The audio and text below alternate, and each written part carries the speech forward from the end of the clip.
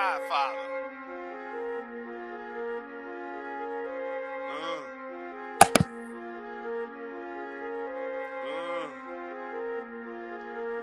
Yeah, the Godfather. 2020 was a bitch. What? All I wanna do is this. What? Twin near 21. Come on. A nigga thought he was done. Hating ass bitches everywhere. Dick riding in the air. Good guys better be aware. Hating niggas better be aware. Hating ass bitches everywhere. Dick riding in the air. Good guys better be aware. Hating niggas better be aware. Hating ass bitches everywhere. Dick riding in the air. Good guys better be aware. Hating niggas better be aware. Hating ass bitches everywhere. Dick riding in the air.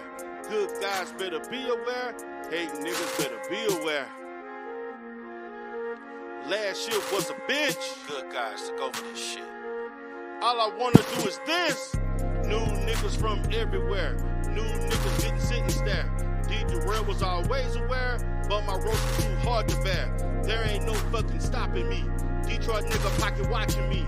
I rose the channel from the dead. Turn a bank account from black to red. New niggas tried to make a name. Tried to challenge me and put me to shame.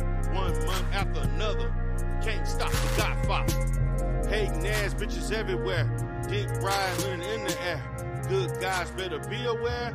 Hating niggas better be aware. Hating ass bitches everywhere. Dick riding in the air. Good guys better be aware. Hating niggas better be aware. Hating ass bitches everywhere. Dick riding in the air. Good guys better be aware. Hating niggas better be aware. Hating ass bitches everywhere. Dick riding in the air. Good guys better be aware. Hating niggas better be aware. Find a nigga fucking house soon. Word about a damn auto-tune. Let a nigga beef in peace. When you gonna release a beat? Motherfucker in the manosphere. Lame ass can't keep it real. Called channel 2 cause he couldn't take it. Next week channel terminated. Everybody gotta deal with trolls. Communist bitches with fucked up froze. Nigga lose their damn job over dough. Roman and white fucking slow. Andrew Stewart on the last leg. No far phone from the state feds. If I ain't talking about you, that mean you ain't working, that's the fucking truth. Hating ass bitches everywhere. Dick riding in the air.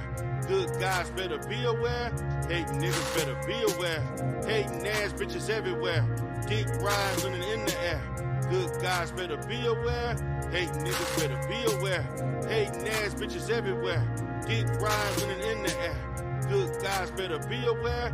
Hating niggas better be aware. Hating ass bitches everywhere. Dick riding in the air.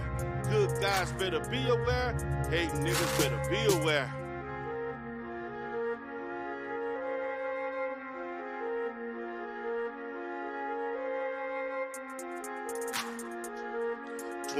Was a bitch. All I wanna do is this. Motherfucking Godfather. 2021.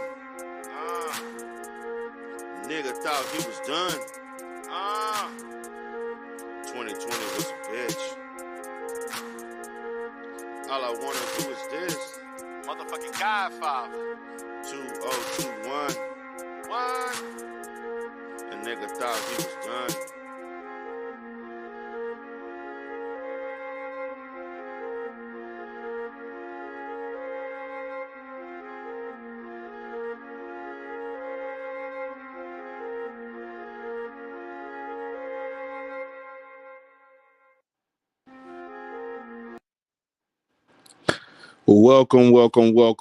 Welcome, everybody. This is Coach D. Durrell Spears, a.k.a. Black YouTube Therapist, a.k.a. The Godfather.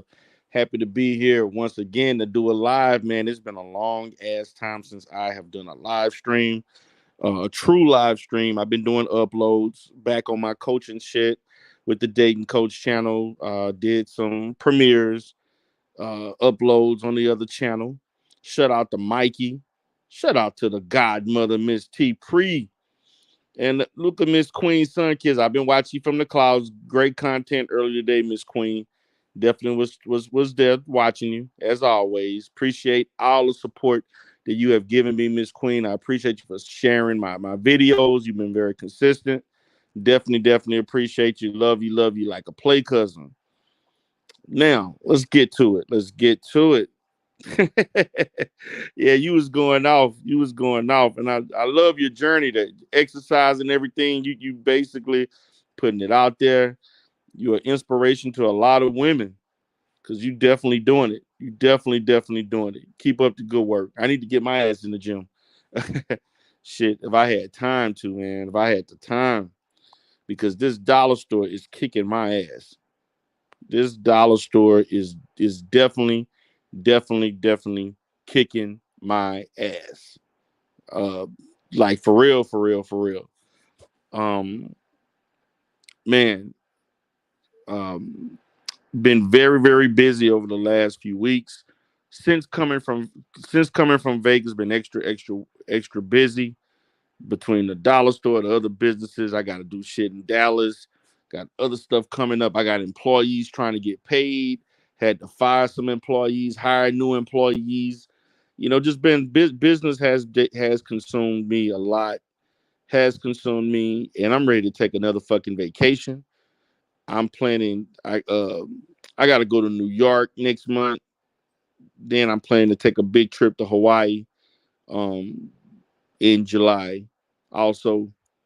But I got a lot of shit, just a lot of shit on my plate. You know, definitely doing things for my son. He got a lot of shit going on. He got camp after camp, recruitment after recruitment, just dealing with all that shit. That's a headache. And so I will be happy once he make a decision on where he want to go, and hopefully he'll get a nice little scholarship along the way. But I appreciate y'all for being here. We're gonna chop it up. I'm gonna definitely open up the the panel. Pretty much just for all sectors.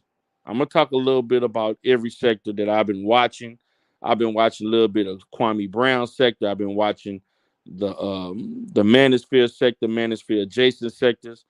And yes, I've been watching the goddamn Jaguar right shit. I don't know what the fuck that's going.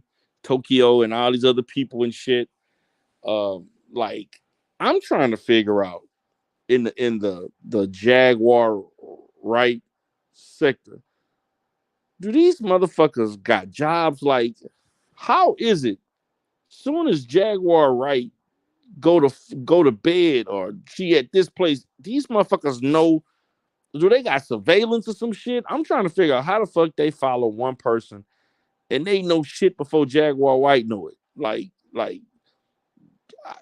they know about who she with, who she ain't, who she not with, and I'm like, God damn, that shit is fascinating. For those that watch the Jaguar right sector, that shit is crazy. I'm like, damn. Been watching the I've been watching the church sector. Shit going on with Larry Reed. Stuff going on with Daryl Moore. And they had issues with the court stuff with that. Then I see your boy Whitehead got denied some shit. Like a lot of shit going on with that. I'm just watching little bits and pieces, you know, stuff going on in the T sector. I checked out she say word I'm about sick of man, I'm like, what the fuck, man? And I may have to whenever Carrie Ann come back, man, because Carrie Ann blew me the fuck away with the fact that she know the woman and got history with her and shit and said the lady is a very toxic and evil motherfucker. And I'm like, when Carrie Ann first said that shit, I'm like, she spoke, as much as she could, but she basically said the chick is toxic, she horrible. Motherfucking Jaguar Wright is all over YouTube. It's like a whole life has just unfolded upon everybody, and everybody got something to say. And you know how they do it on YouTube. If it brings views, people willing to do what they got to do to get it. And that's how it works. That's how that shit work. But damn, man, the Jaguar Wright shit, man, people be knowing every fucking man. Jaguar Wright step out the fucking door. People know is she going left or right. They reporting on that shit. And last but not least, and I see my people in here. I see Manosphere Jason. I see the Umar Johnson sector, or what many want to call now the motherfucking Spengali sector. Man, I've been watching all you motherfuckers from the clouds. Shout out to T Pre for doing some real content, making her money, getting her super chats, doing her thing. Everybody commenting on some shit. Man, this sector is to me, man. I don't I am out of the loop on this shit going on with Ray Triggs and Breaking and Stargate. Like this shit, I don't know. I can't really comment on shit because I'm lost. Then you got voice messages and shit. Certain people said this and that. I'm really lost on the shit, man. And the saga seemed like it just continue. And everybody talking about receipts and shit. Like I ain't never heard a situation where motherfuckers say they gonna show receipts, but then they don't show no receipts. That shit is crazy, man. I'm trying to figure out. See, this is what's up with the Umar sector. Y'all let a lot of motherfuckers get away with doing nothing and have a voice. What the fuck has Breaking done in that sector? Shit. What has she brought to the table? Shit. So why the fuck she getting the goddamn mic and saying shit and have a place in the goddamn sector? That shit just I don't understand it. What's up, BMT? What's up, player? T appreciates a Rev G job has been revealed. Ray Tricks exposed. Ray, Gerald job has been revealed. Oh shit. Now I saw some shit about some text messages with Ray Triggs and Breaking. I've been watching the shit. I'm still trying to figure out. Like she was supposed to have dropped some major receipts. Then I'm hearing Shakim got some fucking receipts.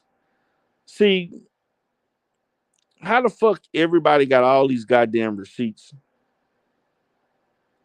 and you being, you know, uneasy about showing them, dropping the receipts.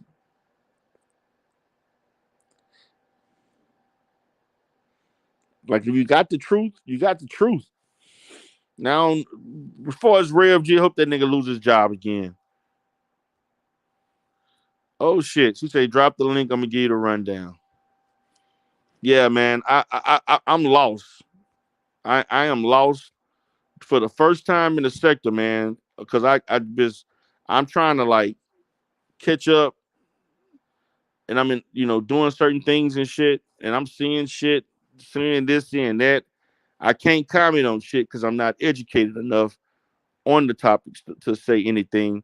But what I can say is this: and for those that want the link, you can get the link. I drop the link. Talk about whatever you like, man. Like I know people got on my ass for saying shit about breaking the culture. I get it. You know, I said a lot of shit, but this lady just turned out to be every bit of the fucking demon that I said she was, and that's just what it is.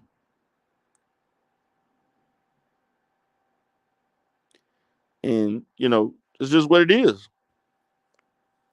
BMT say stay away from these people. D. I am, man. I am, man. I don't do Spengali Umar Johnson's content, man. As you can see, man, when I do content on Umar or Spengali sector, I unlist it after I do it. I don't keep it up because I know it's gonna get clipped.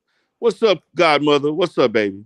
What's up, Darrell? How are you? Hey, what the hell is going on, man? I'm Wow. like perplexed with motherfuckers talking about receipts. I ain't seen so many people talk about receipts with no fucking receipts.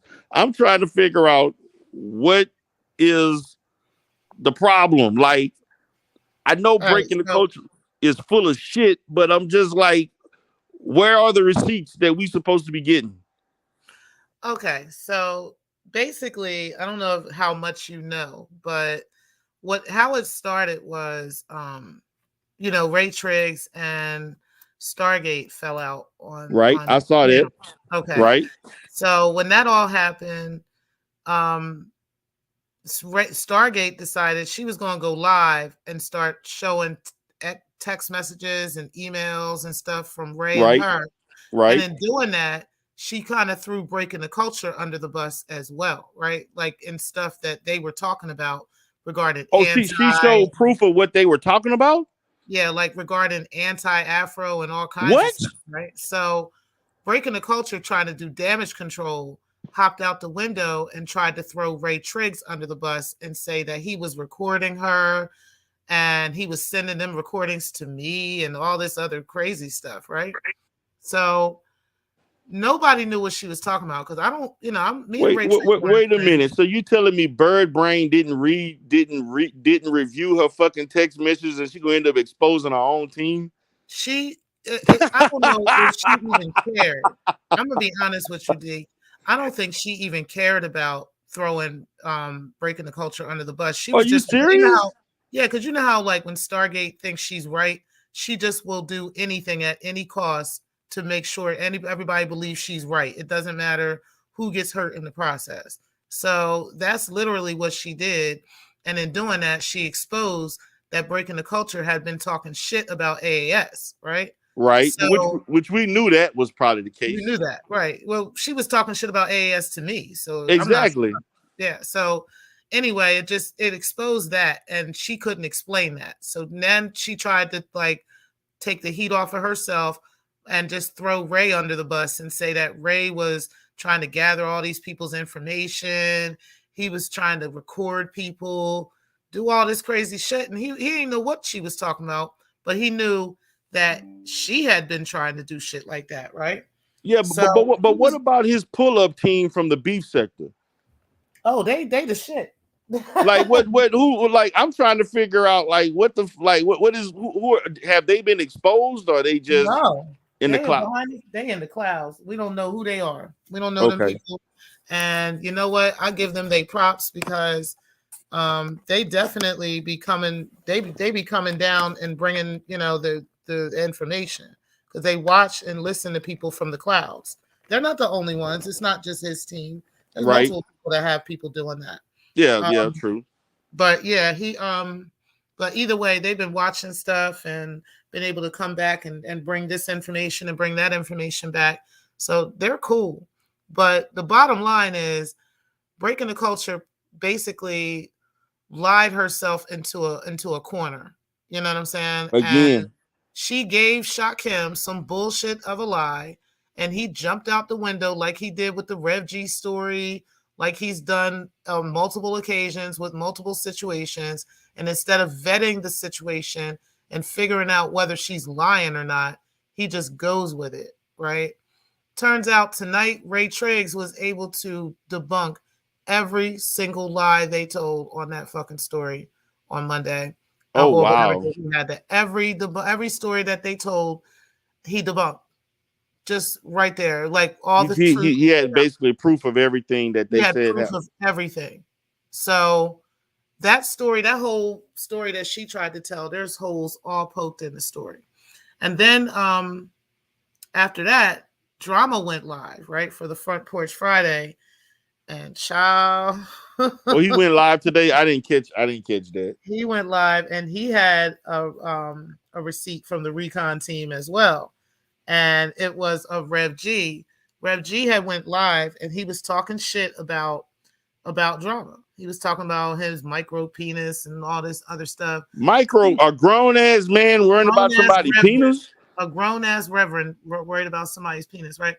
Come to find out, Rev G's dumbass was at work when he was making this video. What? And how we know is because Rev G, I guess he thought he had put the people on hold and he didn't, and he was unmuted and he was talking to whoever his supervisor or whatever was. Did he mention names? They mentioned names. They said it was DHSS. I need the clip of that shit. Are you serious? It's on Drama's show.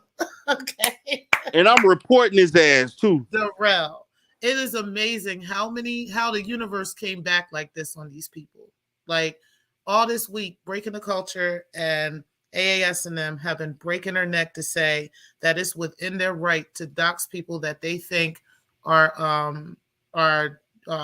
are stalking them. It's okay to dox people that are just talking shit about them on YouTube. Wow. It's okay to dox their family members. They are perfectly within their rights to do that, right? They're perfectly within their rights to. Breaking the Culture has said that she has gathered information on Nikki, on Eyes, on Carrie Ann, and has been gathering this stuff for the past year and passing that on to AAS and them. She admitted to that, right? So she been working as a goon for but that's what she do though. She always find people to do dirty work for her.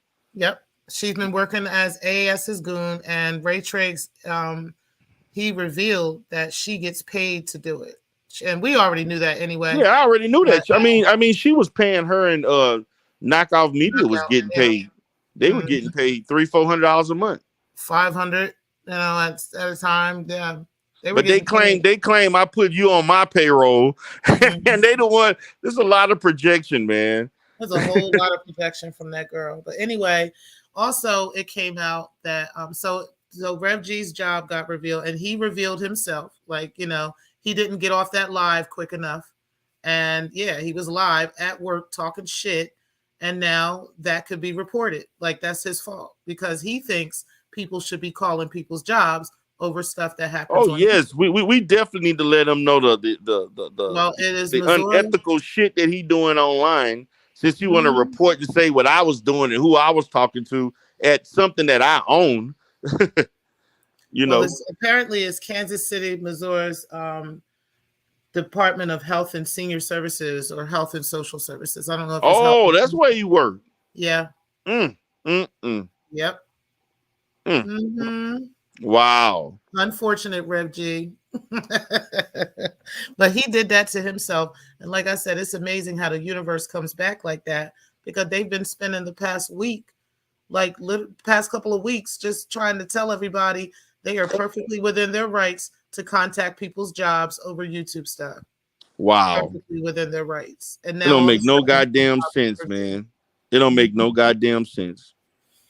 That is crazy. It's a lot of shit that's happened. I missed all of that because I had no idea. I was trying to go into, jump into different lives here and there. I was watching your stuff. I was trying to make sense of what was going on because it was all about. Then they said somebody who did a show that flopped. They were saying something about Shakim show flop. Shakim's dumbass brought Breaking the Culture and Stargate on his show for these epic receipts, right? And there was no receipts. They didn't produce anything. They didn't produce any receipts. It was just a bunch of yelling, a bunch of talking shit, just a bunch of filibustering. It was no receipts that were she had presented these text messages, but all the text messages proved is that her and Ray were trying to bring Stargate and Propane together to have a conversation. That's all it proved. She was trying to make those text messages appear like he was talking shit about Propane, and it didn't show that at all. And that was the only receipt that they showed on that show. Well, I thought she had proof that Ray was talking about everybody in the sector. He had all these. She was supposed to have shown us those receipts on last Saturday.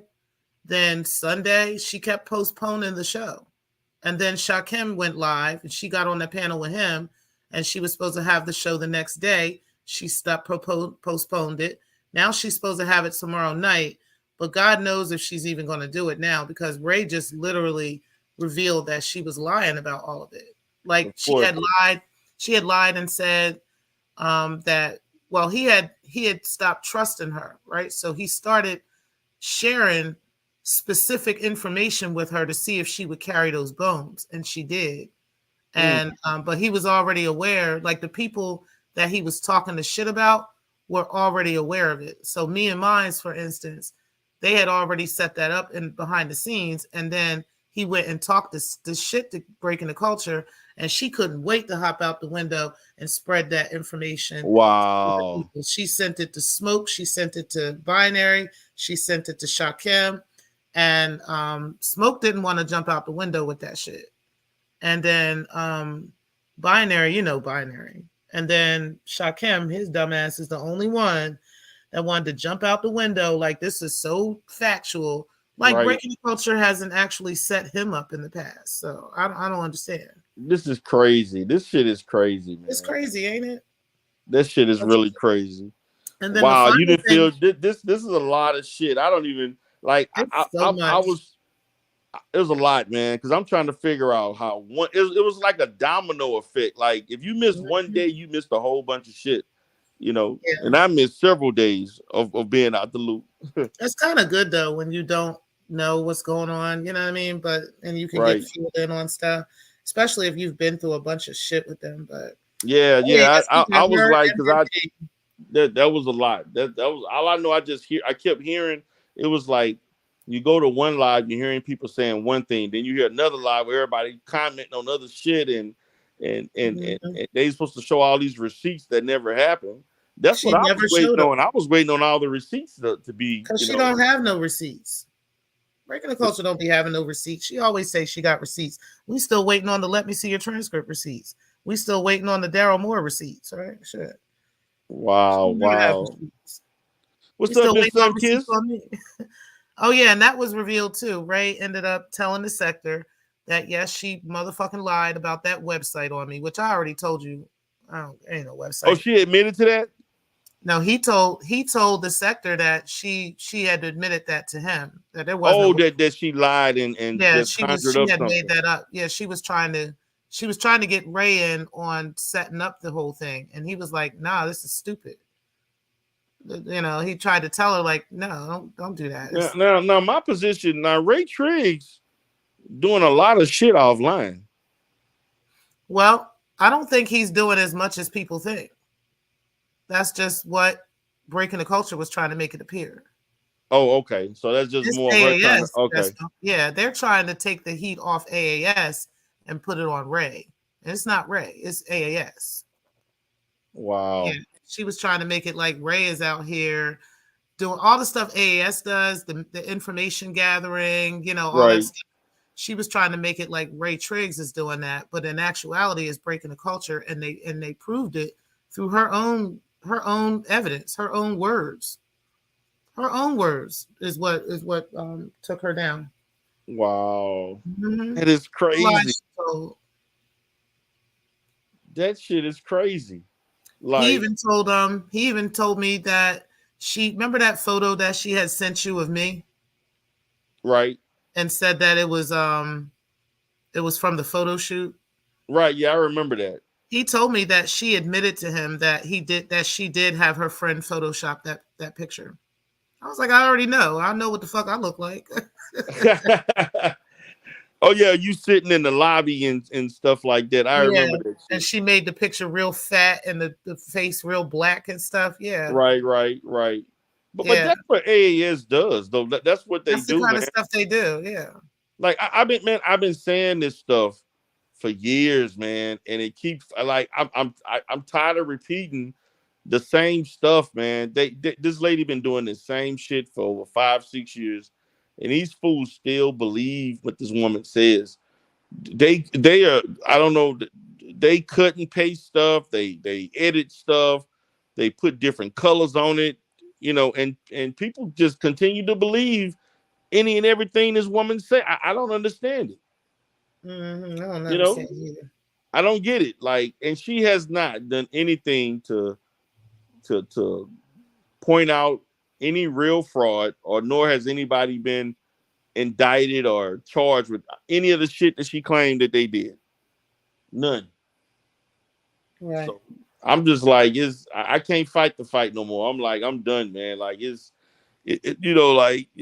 not gonna be here. Just, I know shit. People thinking, oh, he depressed, and no, I'm busy making money. What the fuck y'all think? Like, this shit is old. Like people saying all this stuff, like my life crashing down, and I'm like, what are y'all talking about?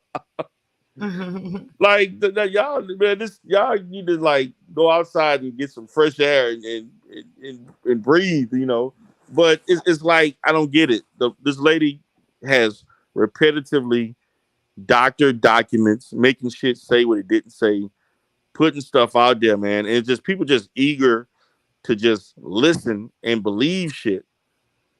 You know, just eager, no matter what it is, no matter how erroneous it's something. Oh, well, she said it, it must be true. Right. I'm I like, don't what know. the fuck? I think a lot less people are doing that lately, though. I think Yeah, that's true. Yeah, a lot. But really, be honest with you, when her channel went down the first time, she lost a lot. She lost a lot of people. And she really mad at me about that. But the thing about it is, the person that brought her channel down was CB. Yep. She the one who did. And to me, I actually thought about doing some content about how that happened, and I have all the emails and the receipts of how that shit grad. It took like 4 months. Yeah, because it wasn't just her channel. Remember? Yeah. It took like 4 months. Yeah. To get and it was constant email. It was all kind of information. They started with Umar, then they because she had over 2,000 videos on Umar, and believe it or not, she had over 1,200 videos on me. Oh, I know. I remember. 1,200 fucking videos, and this was from 2019 to was like 2 years of videos, and our channel got taken down in 21, so it was over 2 years of videos, and it took damn near 4 months, and the stuff that Catherine did, it was basically like a full-time job doing this shit every day, constantly reporting. They getting stuff back. You responding back, and you rebuttaling and all that kind. Like I don't have time for that. I just don't have time to be doing that. That's what Breaking the Culture be doing. It's like this is a full-time job. Like it's not even and to not even get paid for it or to get paid pennies for it is crazy. Like she be in here looking up like literally combing through hours and hours of videos, combing through people's Instagrams and Facebooks and their kids' accounts and all kinds of stuff, just to gather little measly little bits of information on people. Like, it's just ridiculous. And then when they do get it, they don't even do anything with it but talk shit about you and all that shit. What can they do with it, right? Man, that's wild that you're so enamored with somebody's personal life and obsessed with it, and you want to expose like that. I don't understand that one bit. I don't understand how people go through those links just to find out people's personal life. That shit makes no sense to me. Well, it ain't that deep. It ain't that deep at all. I'm like, people on YouTube to have fun, to fuck around, whatever, do whatever, roast, just enjoy themselves and keep you entertained. Nobody trying to lose they jobs and, worrying about this, and you got to call the cops and make out police reports and all that kind of shit. That's crazy. Yeah, nobody got time for all that. But look, I don't, man. And I gotta go, but I did want to just give you that little rundown of what's going on. Appreciate that. I'll be watching the week. Oh yeah, you do know that Stargate has been. A lot of people have really just kind of cut her off too because she was using that hard. Yeah, that was the other thing with her saying. Like, now I'm gonna say this. I let her get away. Like I tried to tell her a couple of times, particularly. I remember hearing her say the shit like back in like 21, I think, probably 20. She's or 20. I think it was the end of 21. This was during the time. The first time I remember her saying it is when her and Nikki got into it around the time Nikki dad died, and she was saying the shit, and I'm like, Stargate, why? I was like, why you said like then I ain't want to like get on her ass or nothing, but I was like, why are you saying nigger bitches and shit like that? And that was the first time. And then like she'll sporadically come on my channel. And usually when she came on my channel, it was usually because she wanted to argue with other women. And I would like tell her like, I was trying not to be aggressive with it, But she got out of line like the last time when we fell out. I had flat out told her she had to stop saying it. Like that shit is ridiculous that you keep saying it. That's like it's not cute, it's not funny. Like you should know better, and you know what I'm saying. But she continuously says it. Yeah, so niggas is cutting her off. Like that's good. That's good for her ass. Nobody got time for that cooning shit. Ain't nobody got time for that, homie. Facts. Binary them, like I said in my video, if binary and identity withheld want to be coons and coon over that shit, that is on them. Everybody, but they always been coons.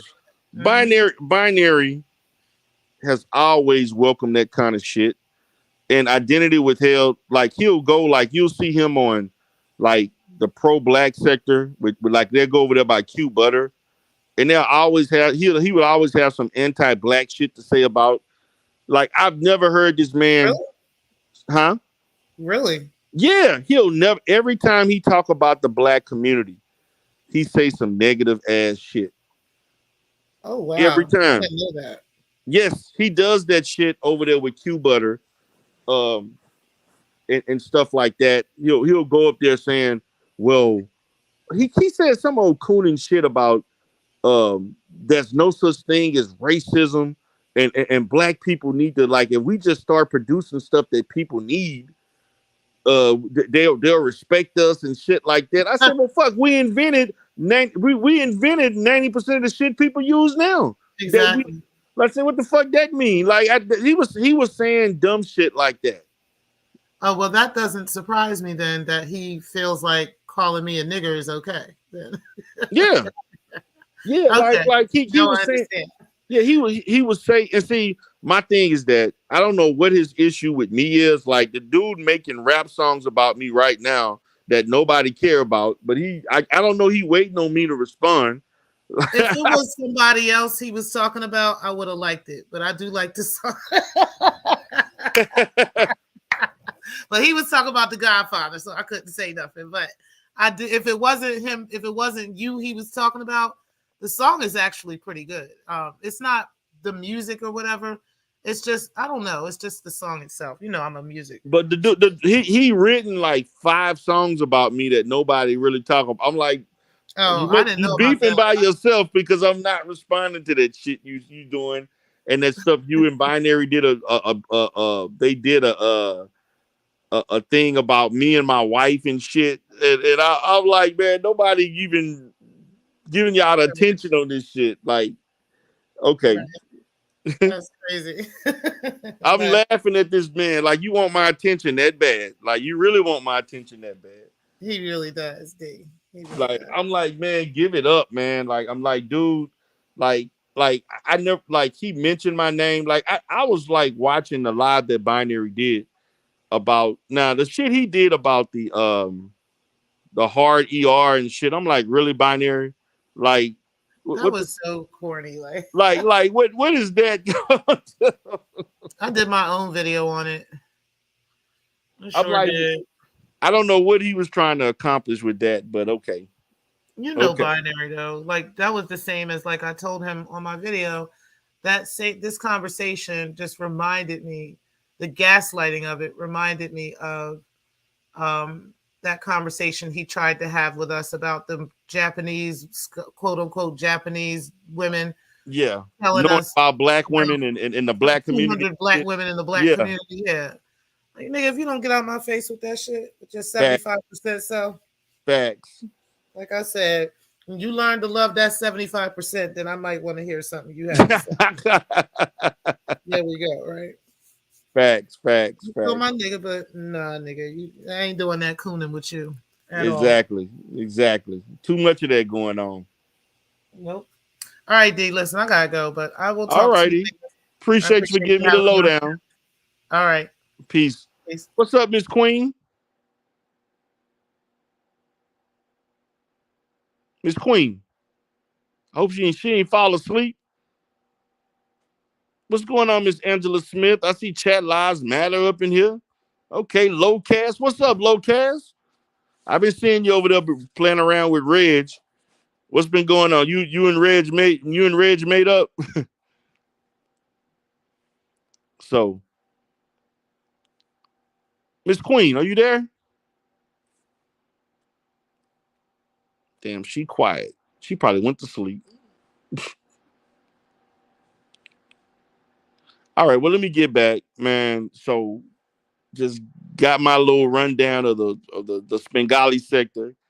A lot of crazy shit. I'm just, I don't really do content on the shit, but I try to pop in and out just to see what everybody doing, what people saying, what's been going on in the sector. Man, it's just too much shit, man. I can't do the doxing shit. Man, I don't want to see people losing their job. I don't want to see people careers get messed up over some YouTube shit. I know people right now battling through shit because of this sector with all this doxing and I want to call your job and all this kind of shit. But whatever Rev G get, he deserve it. Whatever Rev G get, he deserved every bit of the punishment because he has not learned his lesson. You continue to do fuck shit. You continue to talk about people. You continue to say a lot of false shit that ain't true, and then you want to hide your hands like you the victim. That basically sums up your whole YouTube career. Let's see who else in the chat. What's up, BMT? You still okay? Who coming up? Oh, my boy Flock. Godfather. What's up, nigga? Yeah, what's going on? Man, they've been talking about you in the manosphere, man. They talking about me. Yeah, man. I heard a couple of people in the black space. They did a little video of you. A couple of people did videos about you. Some shit you said lately, man. I don't know exactly what it was, but they had you in the thumbnail. Oh, who? Sexy Red TV? Nah. She had you in the thumbnail, and damn, somebody else had you in the thumbnail too. Oh, word for something I said recently? Yeah, this was recent. Wait, was it something I said on my channel or No Jumper?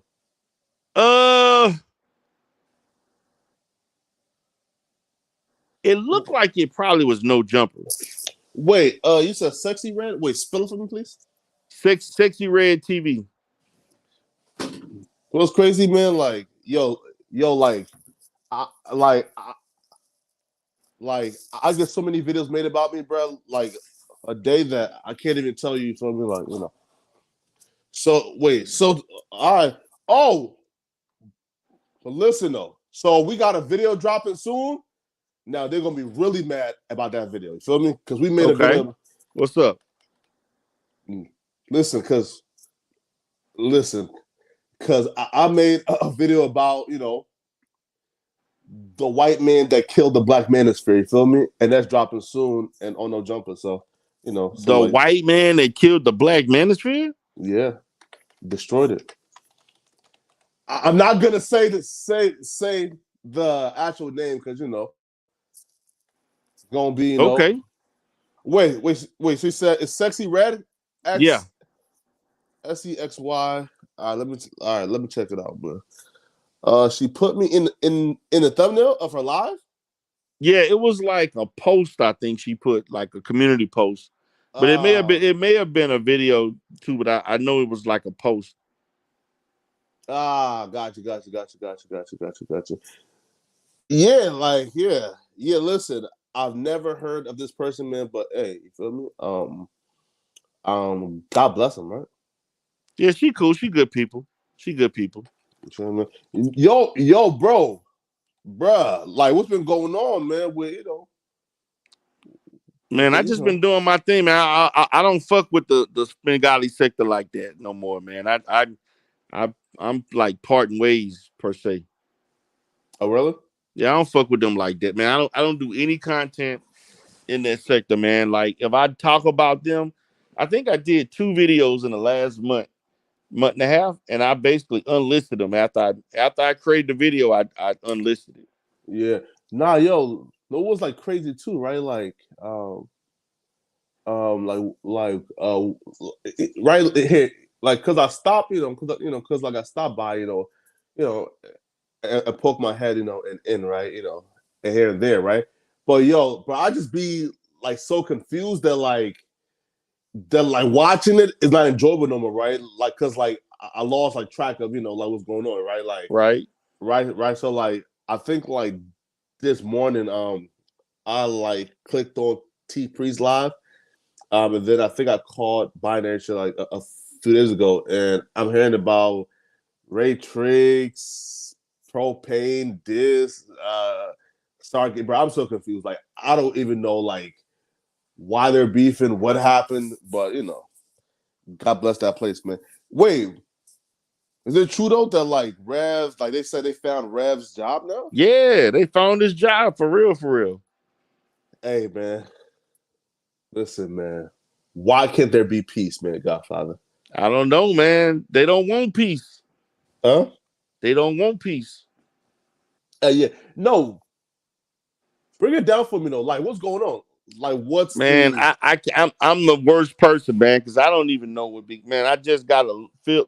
T Pre just was telling me over the last 30 minutes that of what's been happening lately. And so from my position, a lot of people falling out between Ray Triggs, Stargate, breaking the culture.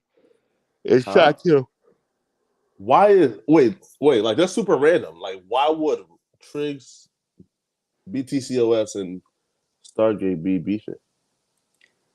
Man, they beefing because like what T Pre said was that Breaking had an issue with Triggs and the stuff that Triggs was saying, and then she was supposed to drop receipts on some shit, and she never dropped the receipts. And the receipts is about what? Like, what are The the stuff receipts that they was talking about. She said she had a thing on Triggs talking about everybody in the sector. He was saying mean shit about everybody, and he was gonna do this and do that. Oh, wait, hold up. So Triggs is behind the scenes pillow talking to BTCOS? That's what they claim. All right. So then how did like Star get into it, or Propane, or that? Right. Like, it's crazy, man. No, right? But like how did like Propane get into it? So like he was talking shit about Star and Propane? Is Nah, that what it was? he was beefing with Rev G. So Propane was beefing with Reggie? Yeah. They had rap songs against each other and everything. Yo, I'll be real, bro. Like these niggas got too much time on their hands. You said they got too much time on their head, huh? Right? Man, come on, Godfather. Some of them do, man. Like, man, I can't, man. I told them, man, I got so much shit going on, man. I can't listen to this shit every day. Like, man, can't be sitting there for 3 hours absorbing shit when I'm trying to make money. Yo, I seen you like came to Vegas, man, and like ain't hit me up, man. Oh, you was in Vegas? Bro, like I'm like a 4-hour like drive and like a 30-minute plane ride away. Oh, wow. Man, I didn't Right. know you was in. Man, I didn't really see nobody in Vegas this time, man. I was just chilling. Where? I was gonna meet up with We on Lock, but then we ended up canceling. Why? That was it, Guess what? You know who Rollo Tomasi is? Yeah. I'm interviewing him.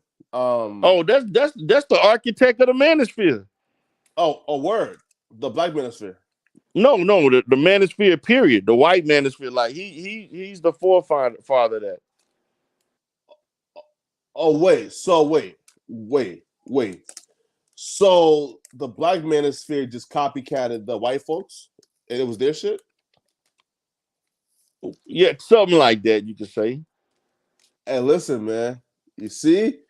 And that's why the male-female relationship dynamics in the Black community is all the way fucked up. Because we adopted the white man's philosophy, and now we fucked up and bickering, like, while they are good. Right. I hear you. Right? Were you even Red Pill or not? Hell no. Man, What I are can you never then? be Red Pill. Why not? Yeah, Why not? yeah, Shit. Yeah. Don't you want to Yeah. have titties and tell people that you want them to be your man? Hell no. I ain't never had no problems with black women. Shit, I got treated good by most black women. Fuck that. yeah. I wouldn't trade my experiences away with nobody. Well, the titty monster think I want him, so we gonna drag him around YouTube for until I get tired. Yeah, now that's what I wanted to ask you, Miss Queen. Now who's this Mm-hmm. nigga you was talking about earlier today? Like I'm trying to figure Black out man unfiltered. unfiltered. Mm-hmm. Oh, okay, because I thought it was somebody else that I knew, but I ain't want to just say nothing. But okay, that's who that was. Black man. Mm-hmm. Now what? Because I said you mentioned you was on a panel with him. Mm-hmm. So Yep. where were y'all at? Over there at Red Lipstick Vibe Channel. Red lipstick. Mm-hmm. Okay, I don't know who that is. You I'm the know guy, who? folks. What's that man name? Sir Hale is. Sir Ism? Sir Haley, Sir Hale, some shit, something like that. He be wearing a suit, talking about women or relationships or whatever. Oh, okay. All right. Yeah, that guy. So like it just went from there, it just blew up. It was fine. Like it could have just stayed there, but his feelings was hurt because I told him that he was not masculine and he didn't like that. And so he decided that he needed to do a stream. And he was like, "You can come to my channel." I said I would never come over there because he didn't know that I knew who he was. Somebody told me to go check him out about a year ago. And I went over there and I looked at that man's channel and I seen this video and I was like, this man look like he crazy. And I left a comment under the video, and when he responded to the comment, just he didn't say nothing ugly or out of way, but it's just the way he responded to the comment. I said, this is a bit excessive. This man is crazy. Right. And Shit. I was like, let me stay my ass away from here. You know what I'm saying? That's when I told that person, I said, I'm gonna start listening to you tell me to go check out people because you always tell me go check somebody out and they turn out to be a whole lunatic. So I knew who he was. So when I got up there on her panel today, I was trying to stay in the chat for a while because I feel like they be trying to use me to get content because I don't fit in with them folks. I do not fit in with them people. Right. I a real person. Okay. I ain't trying to put up no images or none of that. I'm a regular person. What you see is what you get. You can love it or hate it. Hey, that's your business. I am who I am. So she had dropped the link and I was trying to stay in the chat and to see if it was all right. Cause see, the first time I went over there, them women was sitting up there acting like they was in the Mean Girls Club, and I don't play that. I Oh cuss you Lord. out. Uh-oh. Right. So after that happened, you know what I'm saying? I said, you know what? Matter of fact, at this point in time, that's when, um I was still in communication with Good Mother. And they had did something. I went over there, I did a live stream to talk about it. And she seen it. Now I was trying not to give the woman name up, but I was like, no, I'm not gonna tell you who he is because I don't want to give her no promotion. Well, as good as her stupid behind felt, she gonna drop the name of her channel in my chat. Okay, Shit. stupid. So when she did that, Good Mother made a video about her, tagged her in some posts, all of that stuff. Then she went on oh my god, oh, I just lost my mom, and I don't give a fuck about none of that shit. I told your Damn, stupid Queen. ass not to drop yo. I said I was not gonna say your channel name, but you felt as good as you wanted to when you did it, and that's what you got. What you got? Like I told you not to mention your shit over here, but you gonna say F you. I'm gonna promote. Okay, well that's what happens when you play with people on this damn internet. You don't never know who in somebody's chat. I tried to save you, stupid. So after she did that, she got off. She took a break from YouTube for a while. So the women was over there talking to me like they had lost their mind. I said, what is wrong with y'all? So I was like, oh, okay, I get it because I don't sit up here and put on this fake ass aesthetic that y'all got going over here. You think you finna talk to me any kind of way? I said, well, let me tell you something. I've been sitting here listening. Um, my mom and daddy was married before I came along. Okay, so were my grandparents. Okay, on both sides. I said, so all this weird stuff y'all talking about, y'all done had a child before marriage and none of that thing, and none of that applies to me, ma'am. I was married before I had children. All my children belong to my husband, who I'm still married to almost 20 years later. Then after I said that, well, I just thought, I said, yeah, you thought wrong. You thought because I speak with this southern accent, and you thought because I didn't sit up here and play pick me with the rest of y'all, that I had to be a baby mama or whatever you had going on in your head. I said, but y'all gonna keep talking to me crazy. Right. So after that, I was like, let me stay my ass away from this channel because clearly we don't get along. But the woman been skirting around my channel, so I went over there just, it's YouTube, it's a business. So like, let me go over here, say hi, because I just been watching from the clouds. These people is crazy. So I'm like, let me check the temperature. I checked the temperature, baby. Look. Therefore,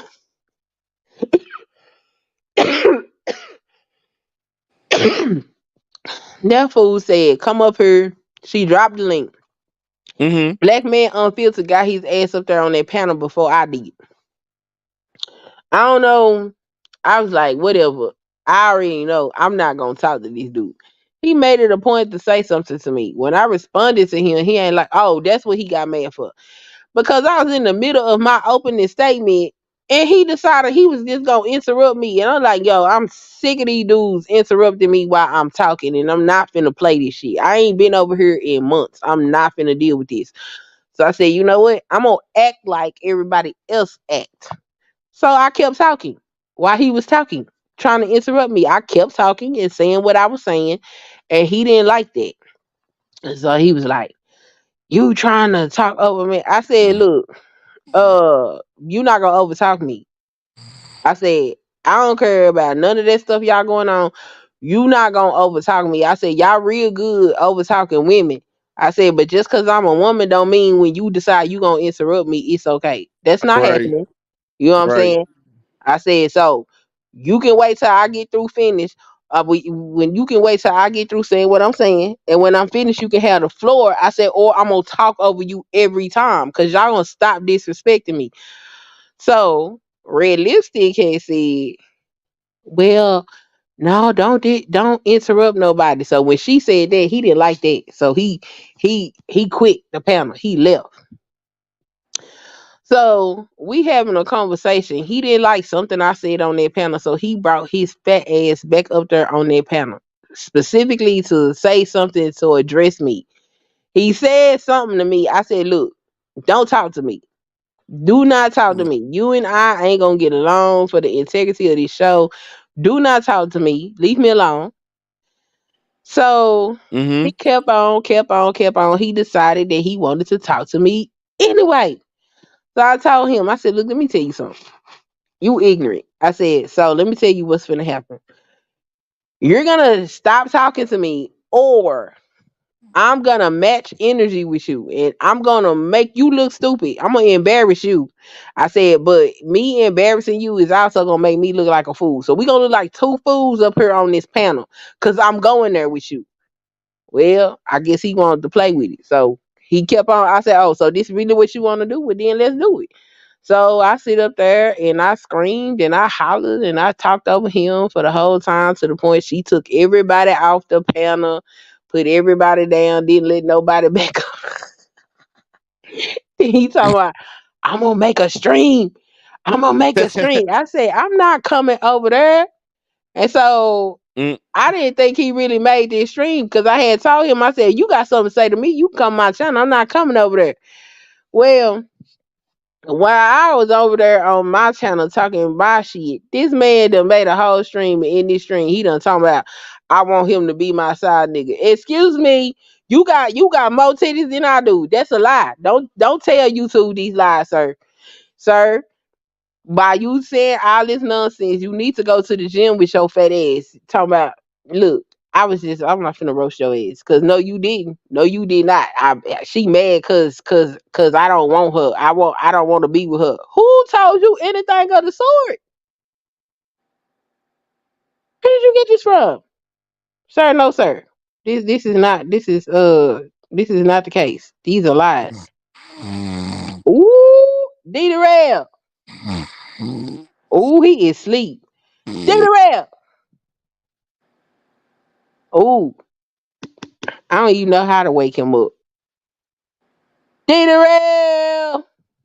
I can't even look. Ain't no buttons I can push or nothing. That's crazy. Ooh. Oh no. D-Rail. D-Rail. Ooh, yo, you better end this stream. You up here snoring. I dozed off. You is out of there. Damn. My bad. Yeah. You out of there. I'm good. I'm good. You sure? Yeah, I'm good. I'm good. So let me ask you this. Like with the guy again, like, are you like trying to avoid him in other spaces, or y'all just But I don't even know that man. Look, I don't really go over there fooling with them people. I just went over there, for good business practice.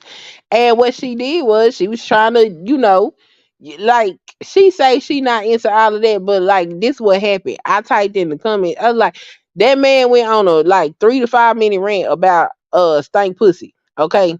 He's sitting up there having all these what he called his jokes. That shit, it was very strange. Like I right? don't know It what was offensive, definitely. it was weird. I was like, and I didn't say nothing while this man did all of this. I was just sitting there listening. I didn't interrupt him or none of that. I just sat there and listened to all of that nonsense. But at the Wow. same time, I was sharing the stream with my audience. So, I'm talking to my audience. I said, listen to this fool. I said, don't this sound very feminine in nature? I said, do any of this sound masculine? Right.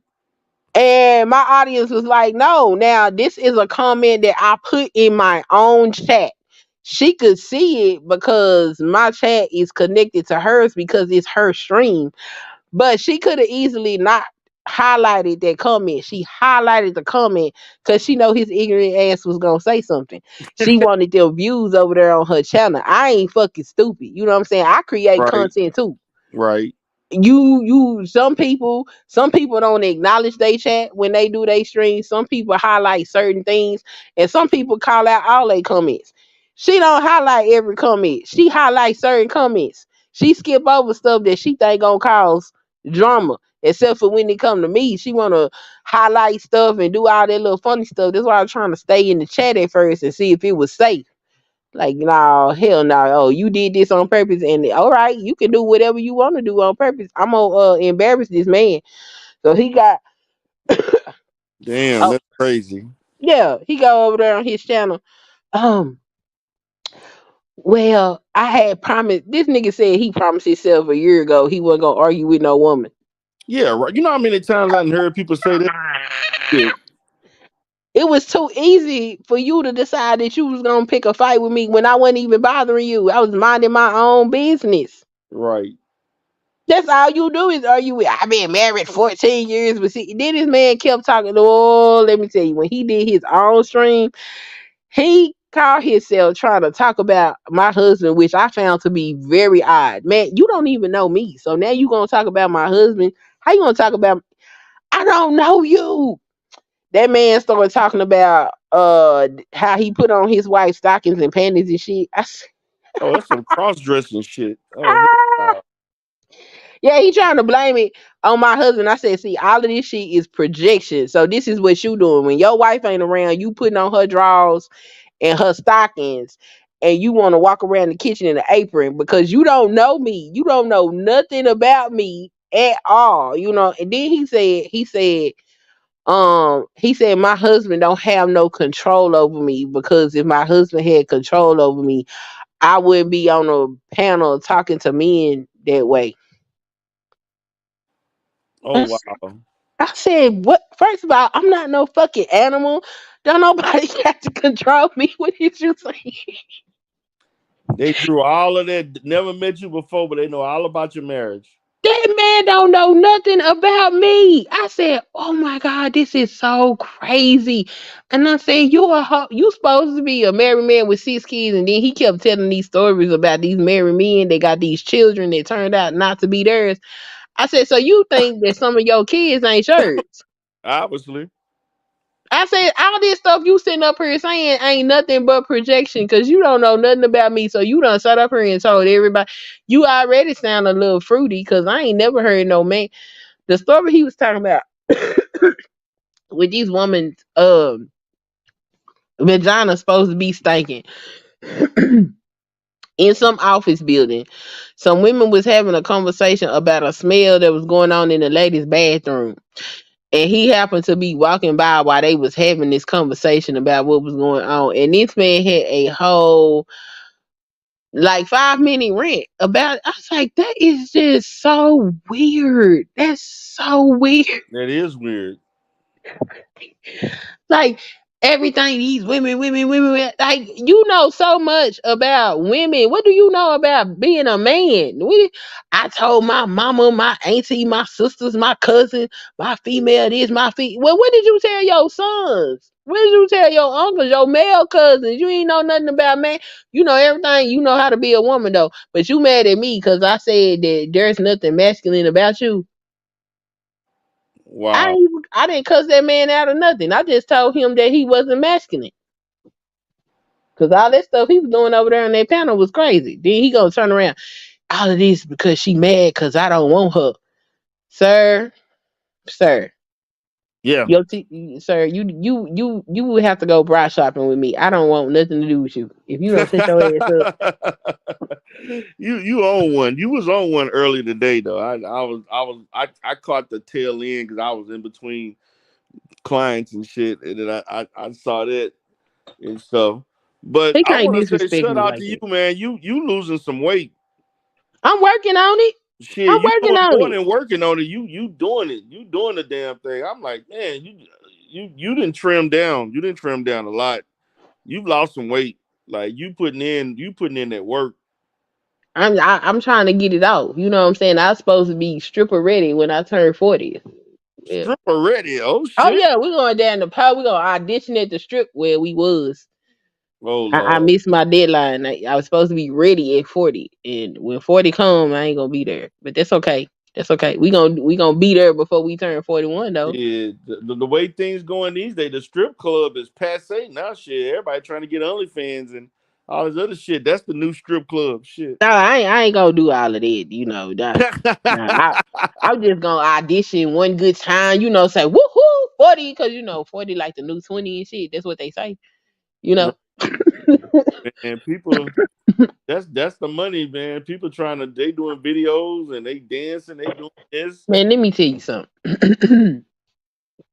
If I wasn't married, I'd have me an OnlyFans because it's so easy to pimp these niggas these days. It's you don't even need no pimp. You can just do it yourself right over the internet. You never got to meet them in your life and get all they coins. It's very easy. I be like, dang, them hoes be winning, you know? Yeah, man, that shit crazy. But it's that shit. People just winning, getting thousands of dollars. I don't. That's like I don't have a job, but I got OnlyFans. Shit, that's my source of income. Shit, that's my job. It's like being a content creator, except for they already know what time it is. Over here, it's like pulling teeth. Hit the damn super chat with y'all cheap ass. But over there, they already know they got to pay to play. You know? Yeah, definitely. Mm-hmm. Lucrative. You silly. People be over there doing all kind of stuff. They don't just be over there showing their ass. They be cooking and they have all that stuff over there. But I remember the crazy part though, when I first seen OnlyFans, I knew that people was over there doing all kind of stuff. But the way I was introduced to OnlyFans, I was introduced to OnlyFans because of the gay dude that was giving dudes blowjobs in the barbershop when they got their What the haircut. fuck? Yeah, you don't know about that? What the hell? Yo, it's this dude. I don't know if he a stripper or I think hell he a prostitute. Okay, but he was advertising this barbershop. But like the flyer looked crazy. I was like, what is this? And I had clicked the link and I ended up on OnlyFans. This is before I even knew what the hell OnlyFans was. I was like, it was a really nice little site. It was blue and white. I said, oh, this is a nice aesthetic. And that dude, man, he had them videos up there. Them dudes was getting their haircut. And while they was getting their haircut, he was giving them the time of their life. I said, oh my. Let's now that was a gay fucking barbershop or some shit. I don't know no I shit like that. I ain't never seen nothing like that in my life. I said, and at this time, this is when I used to, I had a pretty decent audience on Facebook. I was like, so this what go on when y'all get y'all haircut. This why y'all always in the barber. You need to stop. Damn, man, this shit is wild, man. It's crazy out here. It definitely is. So yeah, man. I saw this thing. What do you think about the video? I seen Obsidian did a video on Sansaray hating on Kevin Samuels. Why is she still relevant? Shit, you tell me. My God, I'm tired of that damn woman. Like, who cares? And why? Oh, you know what? Why is these men always talking about Kevin Samuels? Like that damn fool that was messing with me today. That man said he said his parents been married for 40 years is what he said. But he quoting Kevin Samuels. I'm like, if your parents been married for 40 years and your daddy was in your life, why is you quoting Kevin Samuels? Facts. Makes no sense. That don't make no sense. You gonna quote this? Excuse me, Lord, but you gonna quote this dead nigga over your daddy? And we not supposed to think that something is wrong with y'all. Why is they so obsessed with that man? Why that man can't rest in peace? Because that was their YouTube daddy that finally made it big. I mean, don't you know there were people who had plans of riding Kevin coattail to the end? Like that, there's a bunch of people who thought they was gonna get a bag off of him. So that's why they continue to be so loyal. That's crazy. These folks It's is true though. crazy. Man, there's people, man. People was waiting to get a bag off of Kevin Samuel. Facts. That don't make no sense. But it's true though. That's what they was doing. People is crazy because I watch Kevin content. I don't see what the hype was about. You get a bunch of silly behind women to get up there and make a fool of themselves. All right, what's next? He said, "All right, what's next?" I mean, look, that man wouldn't have, if the women wasn't so damn stupid, that man would have not got to the notoriety that he got to. He only got popular because them women stupid enough to call into his show, so he could degrade their ass in front of the whole world. Wow, that is crazy, man. This shit keep going on, man. People don't know their limits. Shit just get more strange and strange by the day. These people need therapy to need read. You need to advertise more. Nah. I'm good. I got enough going on in real life. Shit, I don't need no extra YouTube shit to be spill over. I didn't know your dollar store was already open. Congratulations. Oh, thank you. Yeah, we've been open for since March. Oh wow. Okay. Yeah, That's man, cool. that shit been kicking my ass, man. Just doing stuff, doing stuff between both, and just dealing with a lot of stuff, man. And like in retail, it's a lot of monitoring and going back and re-looking at shit. It's a lot. This shit is a lot. So, Yeah, you gotta keep up with the inventory. yeah, it's right. The inventory and all this shit, the profit, and You got deposit money, and you got to watch.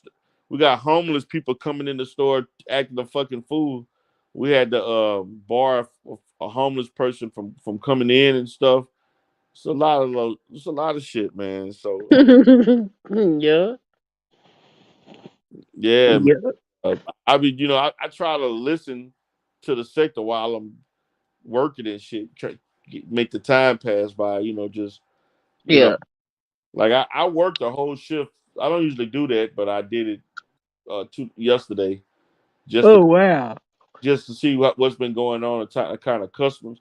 But man, Mm. most of my 90% of my customers are Hispanic immigrants. Oh wow. Yeah, I know. So What you set up in their neighborhood? where neighborhood where I'm set up at, it is actually um the edge of it is actually in an upscale area, but like how some cities built where they got shit overlap, Yeah. but it is kind of in their neighborhood, but it's kind of like in a real busy area of the city. So that's that. Oh. Most people gonna be black, white, whatever. It's a mixture, but it's just built kind of because it's like you in this real nice area. Then once you cross a certain intersection, the shit turned to the hood. The fuck, I'm just saying, man. That's how the shit is made. Yeah. So You keep you some of that Mexican what you call that stuff? Fabric softener. yeah, Be your best seller. really, Yeah, them Mexicans be watching the hell out some clothes. yeah, man. Like they actually the guy was telling us, man, because they got a new business on side of it. There's actually a Washington, and they were saying how when that Washington open up, you're gonna get more business and shit. So I told him I'll wait and see. I ain't gonna jump the gun on nothing, but that I didn't. They say that those attract a lot of business and stuff, but yeah, we sell all kinds of a lot of household items and shit. People like Yeah. cleaning stuff, cooking stuff, the pans, the And shit, people. yeah, My granddaddy used to have a Washington. Start cooking. yeah. My Hmm. dad owned one too. When he had his barbershop and stuff,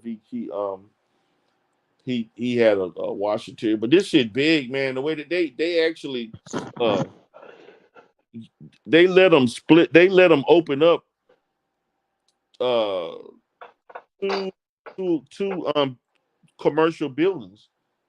Oh Office, wow. yeah, they let them put a hole because they wanted to make it bigger and stuff. So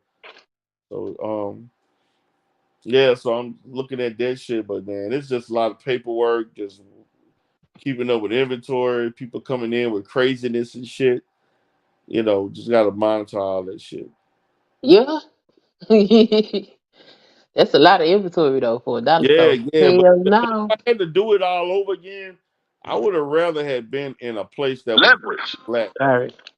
you know, Uh-huh. because when you're dealing with man, most of them don't even speak English. Yeah.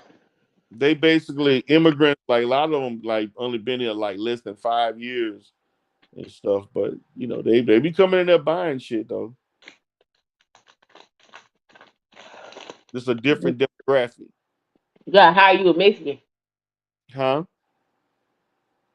You gotta hire you a Mexican. I did. I hired two of them. They still there. You had to get rid of No, they still there. They them. good so far. Good. So far, I got one guy and one lady.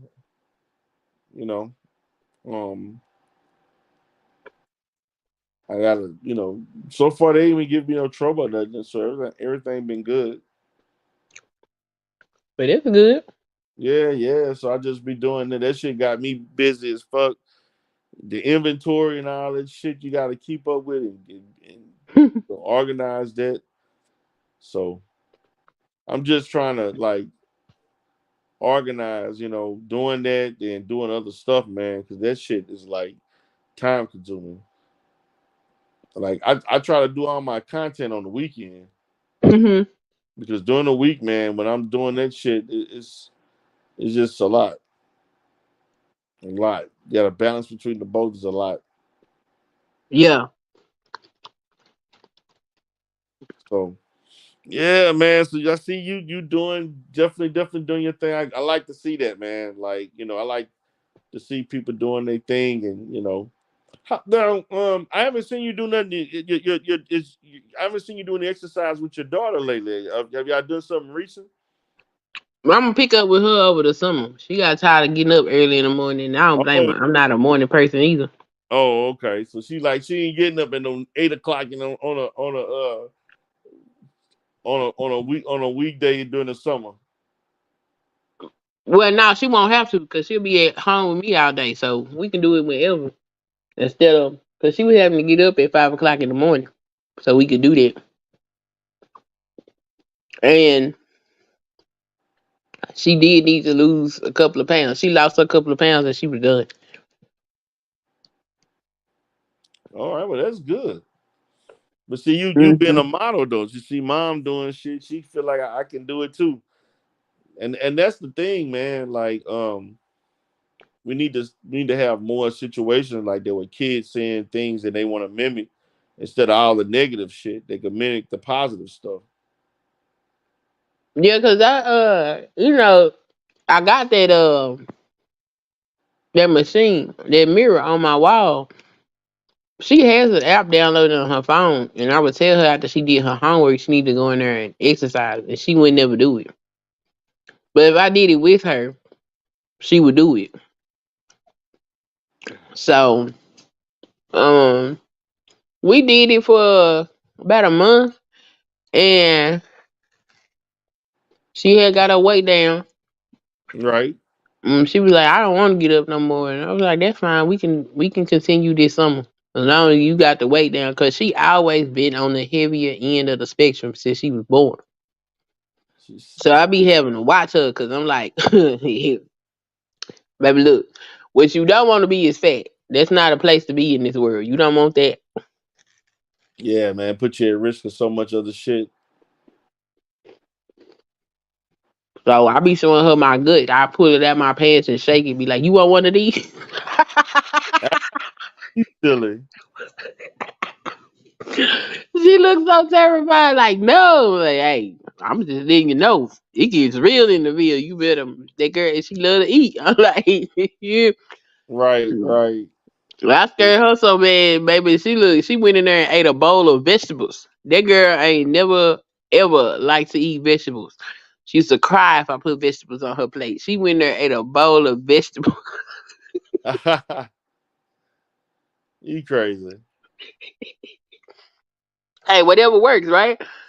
Hey, whatever works. Shit. I hear you. So yeah, man, you definitely enjoy. I see you definitely enjoying yourself. I don't really enjoy it, but I know it's necessary. I need to do it. I just had a whole bunch of shit go on with my health over the past since 2019. I had back in 2019, yeah, 2019, I couldn't walk. What, you couldn't? Mm-hmm. Why not? Cause I had been in the hospital. I was in the hospital for a month because they couldn't figure out what was wrong with me. So they wouldn't let me get up. So my muscles had atrophied and all of that stuff. And the whole time since I've been married, I always tell my husband, "You walk slow, cause we'll You be out speed somewhere." walking? Be hmm, You speed walking? yeah, Damn. or he just walk slow. After I got out that hospital, he was leaving me behind. Damn, he's ready to go. That's how much I couldn't walk. Wow. I had to exercise just getting up. My exercise at one point was sitting in a chair and standing up. Sit in the chair, stand up, just to build my muscles back up in my legs. Oh, okay. Squat down on the floor, stand up. You doing your thing, man. Shit. 'Cause I know I wish I was disciplined enough to do that every day, but I'm just not. I gotta force myself to do it like tonight. I didn't even do my workout till about 6 o'clock this evening. And I was like, "Now we gonna do something because we got to change stuff." The worst part about it is I like to eat, and because I like to eat, I know how to cook. No, for real? Yeah, I gotta feed this man. I gotta feed these children. I better know how to cook. But I can't eat that. I gotta eat salad and yogurt. 'Cause I'm trying to lose weight, and that's not fun. Especially when you know you can get in the kitchen and throw down.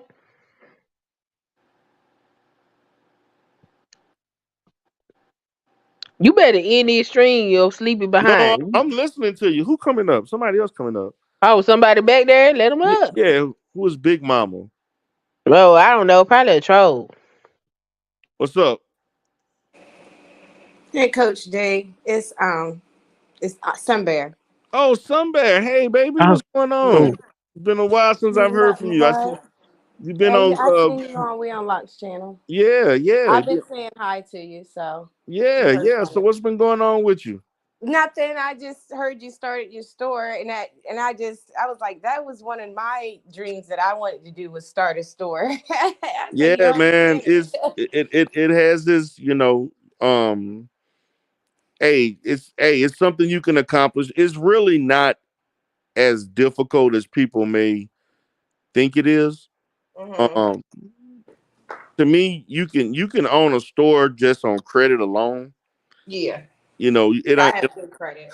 Yeah, you just.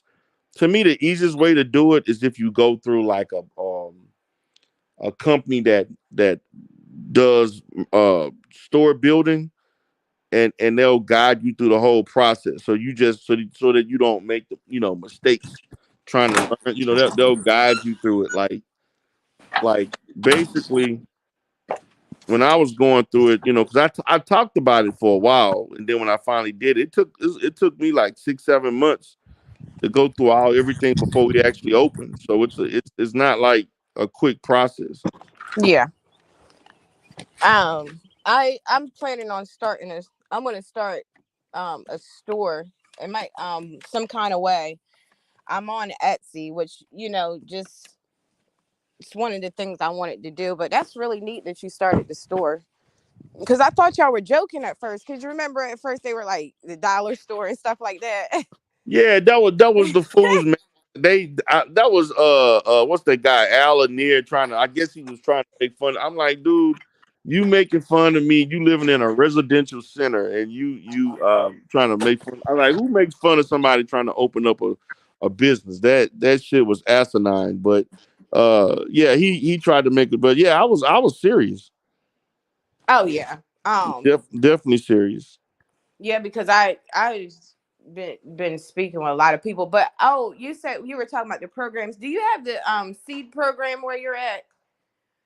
The Because I was seed going. program. It's called Seed, and they what they do is you present your ideas, and then they'll fund you for your idea, and you Oh don't have yeah, to yeah. take a They grant. have that. They have that. Yeah, I was thinking about applying for that. Yeah, Um, you can definitely. I would encourage you to do so. And you'd be surprised in the state that you're in. There's probably other money that you can get hmm. state or other opportunities that you can get besides that. Right, Um, you know, I would say research every avenue that you can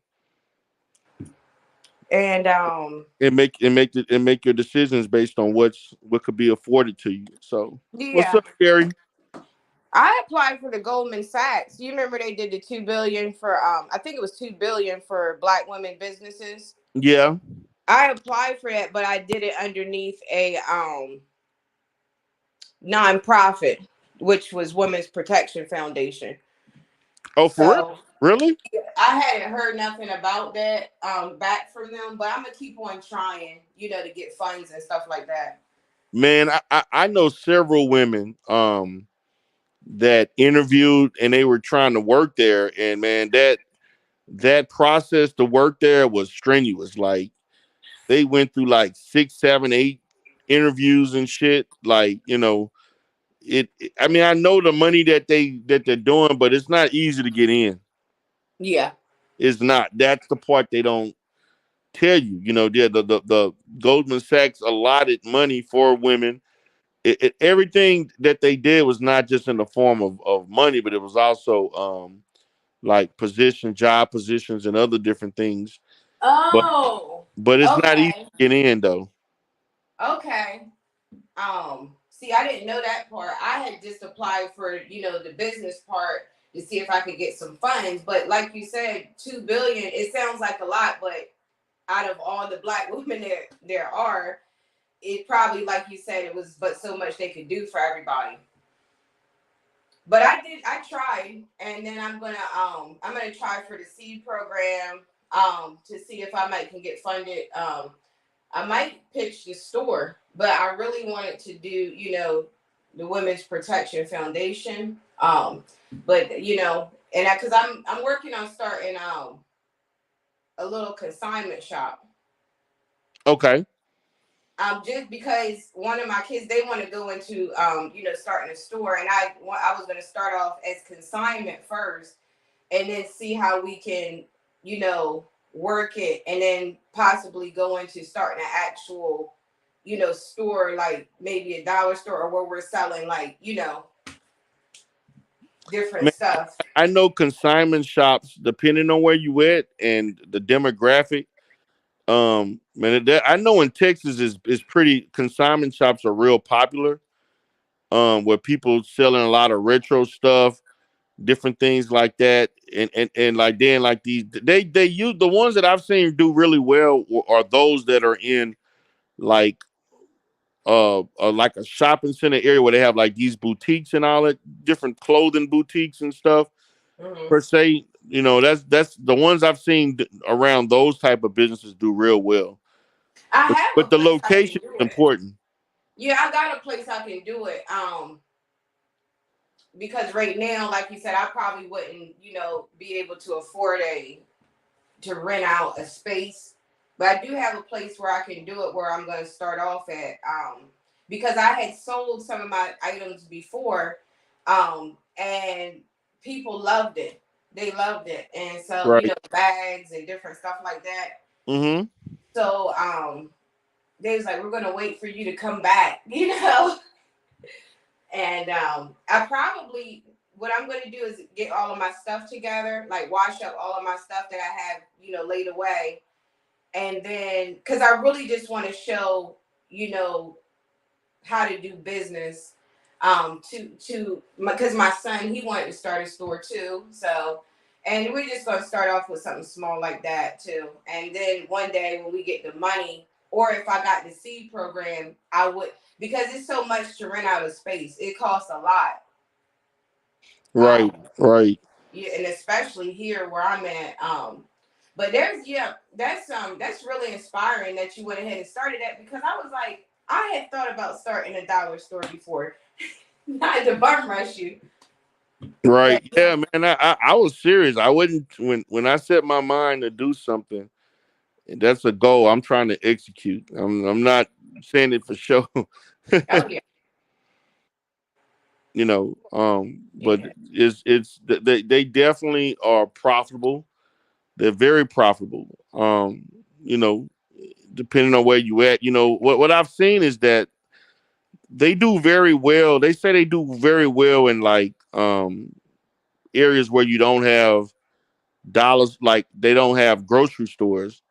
Like unfortunately, food deserts are where they do the best, and also they do better in cities that are under 50,000, 50 to 40,000 people. They do better in like in more like small towns or small cities and stuff. They do real well.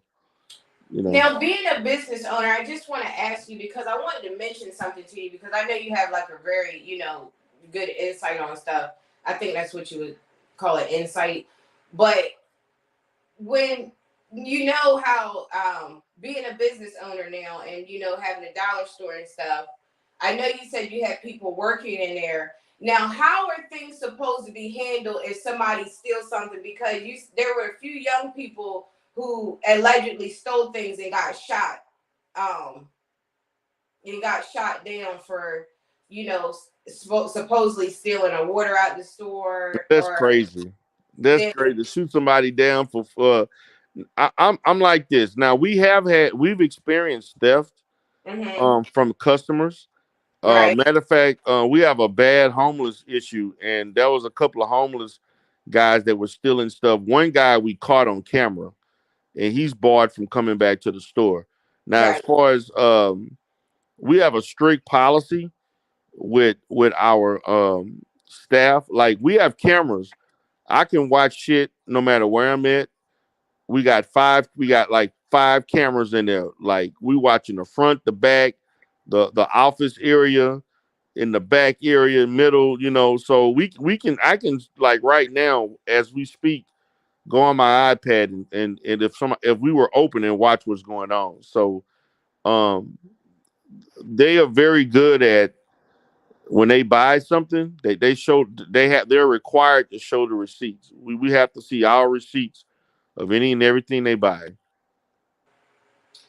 Now, but what is the overall policy? Because we can see what these people did was wrong, but What the um, policy is, if you steal from me, I'm calling the cops to get you arrested. That's the policy.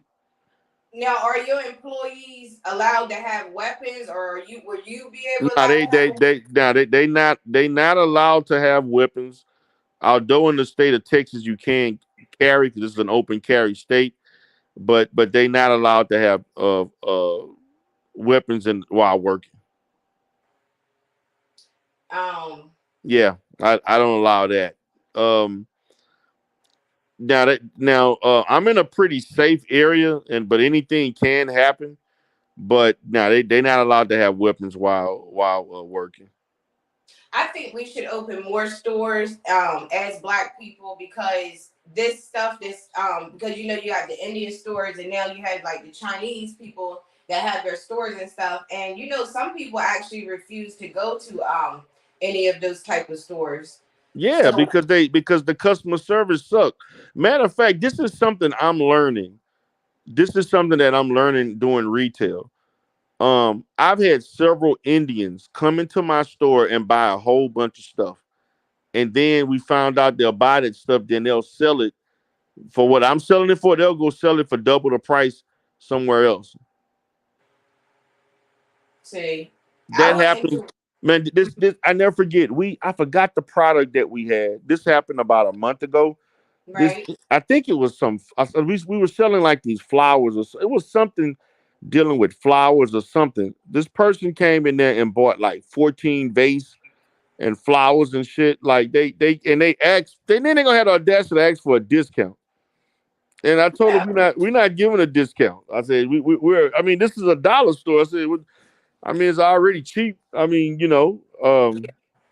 but she bought like 14 of these things and she bought stuff in bulk. And we had another Indian lady did the same thing. She came and bought like a whole. We had to basically restock. She bought certain things. She bought the whole thing, the whole package of it. Like we had to literally restock and reorder to replenish what we lost.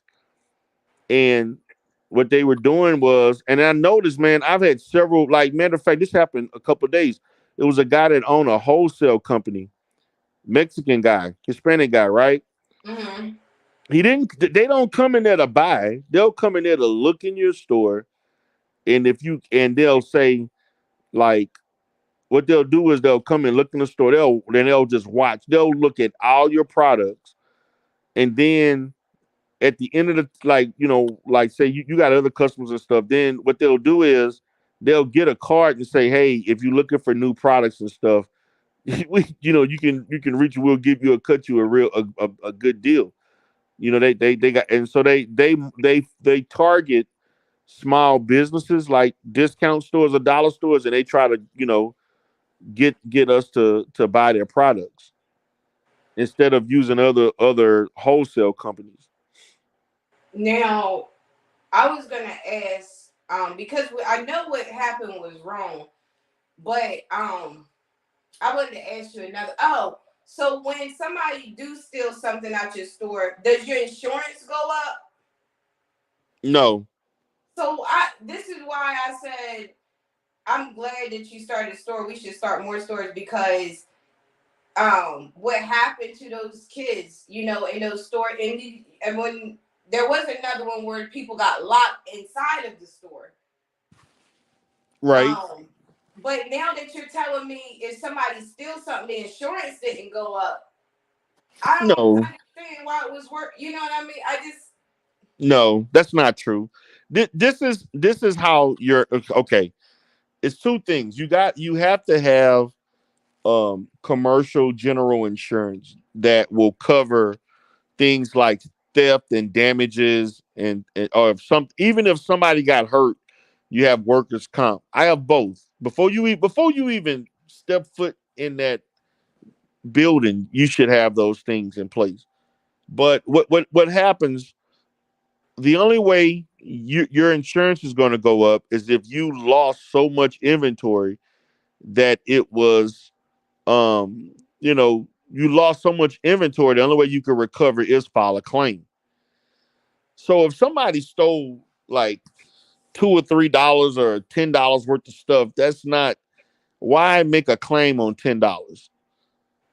That make no sense. Now, if let's say somebody came in and destroyed a section of the building, and you lost, let's say, over $500 to $1,000 worth of stuff, then that's worth filing a claim for to recover that inventory that you lost.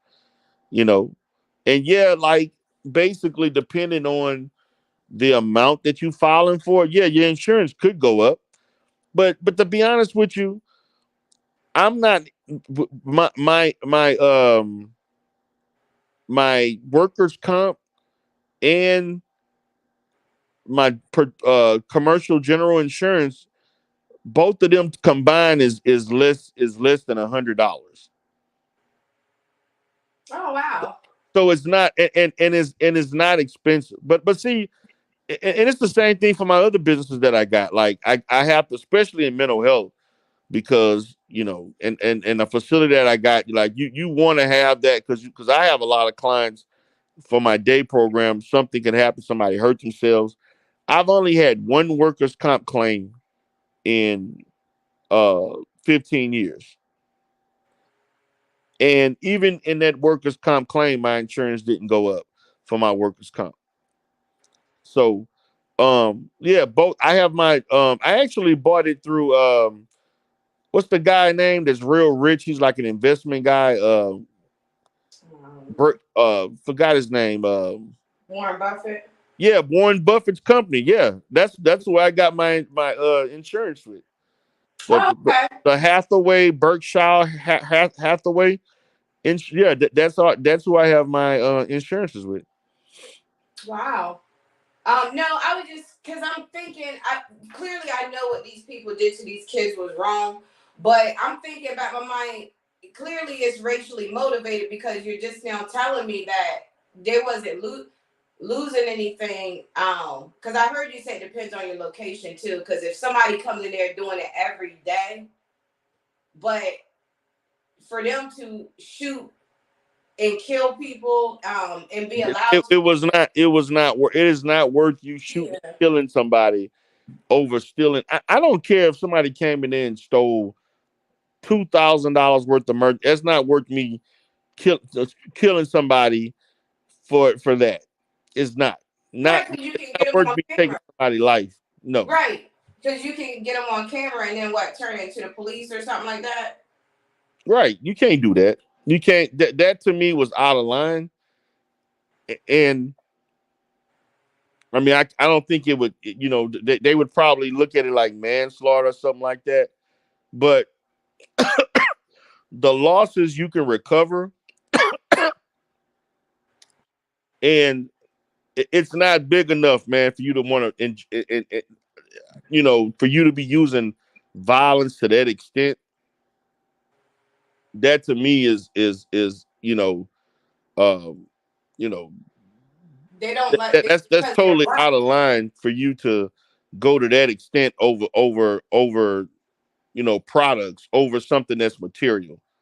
I mean, let them have it. Just you can file a claim if you want. That I mean, commercial. See, this is what people. Commercial general insurance is not expensive. Um, It's not. Like it doesn't cost hundreds of dollars to have that. Matter of fact, you can get any good policy is going to cost you between maybe 50 to maybe 100. Some you depending on the size of the business, because they do look at like how many employees you have. That's actually very important. mm-hmm. Like they will look at whether or not you got 10 or more, 20 or more employees. That does matter. And the size of the building. Like I have some, like they would make you take pictures, and I did this for several of my mental health uh, agencies, where I had to take pictures of the building and I had to take pictures of the inside of the place that I'm operating under before they gave me a quote. Mm. Yeah, but it's not expensive. What's up, West Bank? It's really not expensive. Like I'm sorry, man, but that like I was but for that incident, they could have let those little kids go. And to be honest with you, the owner probably wasn't going to file anything. They could have let them go, just bought them from coming back. You know, now now I wanted to hear your take on, because I could talk to you more about that, but I wanted to hear speaking of shootings again, because I know we were talking about your store, but I just looked at it a little bit earlier about AJ, about how she got shot through the door, the girl, well, the woman in front of her child, and it took them 4 days to arrest the woman who shot her. that's crazy. Did you hear about that? Yeah, I did hear about that, but the same thing happened with the cop in Mississippi that shot the boy. They took them forever to arrest him. Yeah. So that shit is highly consistent when it comes to Black lives. How this system is lackadaisical with bringing people to justice. That's a common thing no matter what state you're in. Innocent Black people just minding their own business. Something happened and you damn near got a riot or march just to get somebody arrested. Yeah, just wanted to hear your take on that, because I know you don't have time to really expound probably, but I was gonna ask you, do you think you might be taking your business making it online so people can get stuff online? Yes, I plan to do that. I'm actually that was something that with the company that I worked through that actually guided me through the process, and they did say that that would be a good thing to do. They actually wanted me to do it as soon as I open. I have it set up. Uh, Mm-hmm. I wanted to pretty much kind of wait and see type of thing, kind of see how things would develop.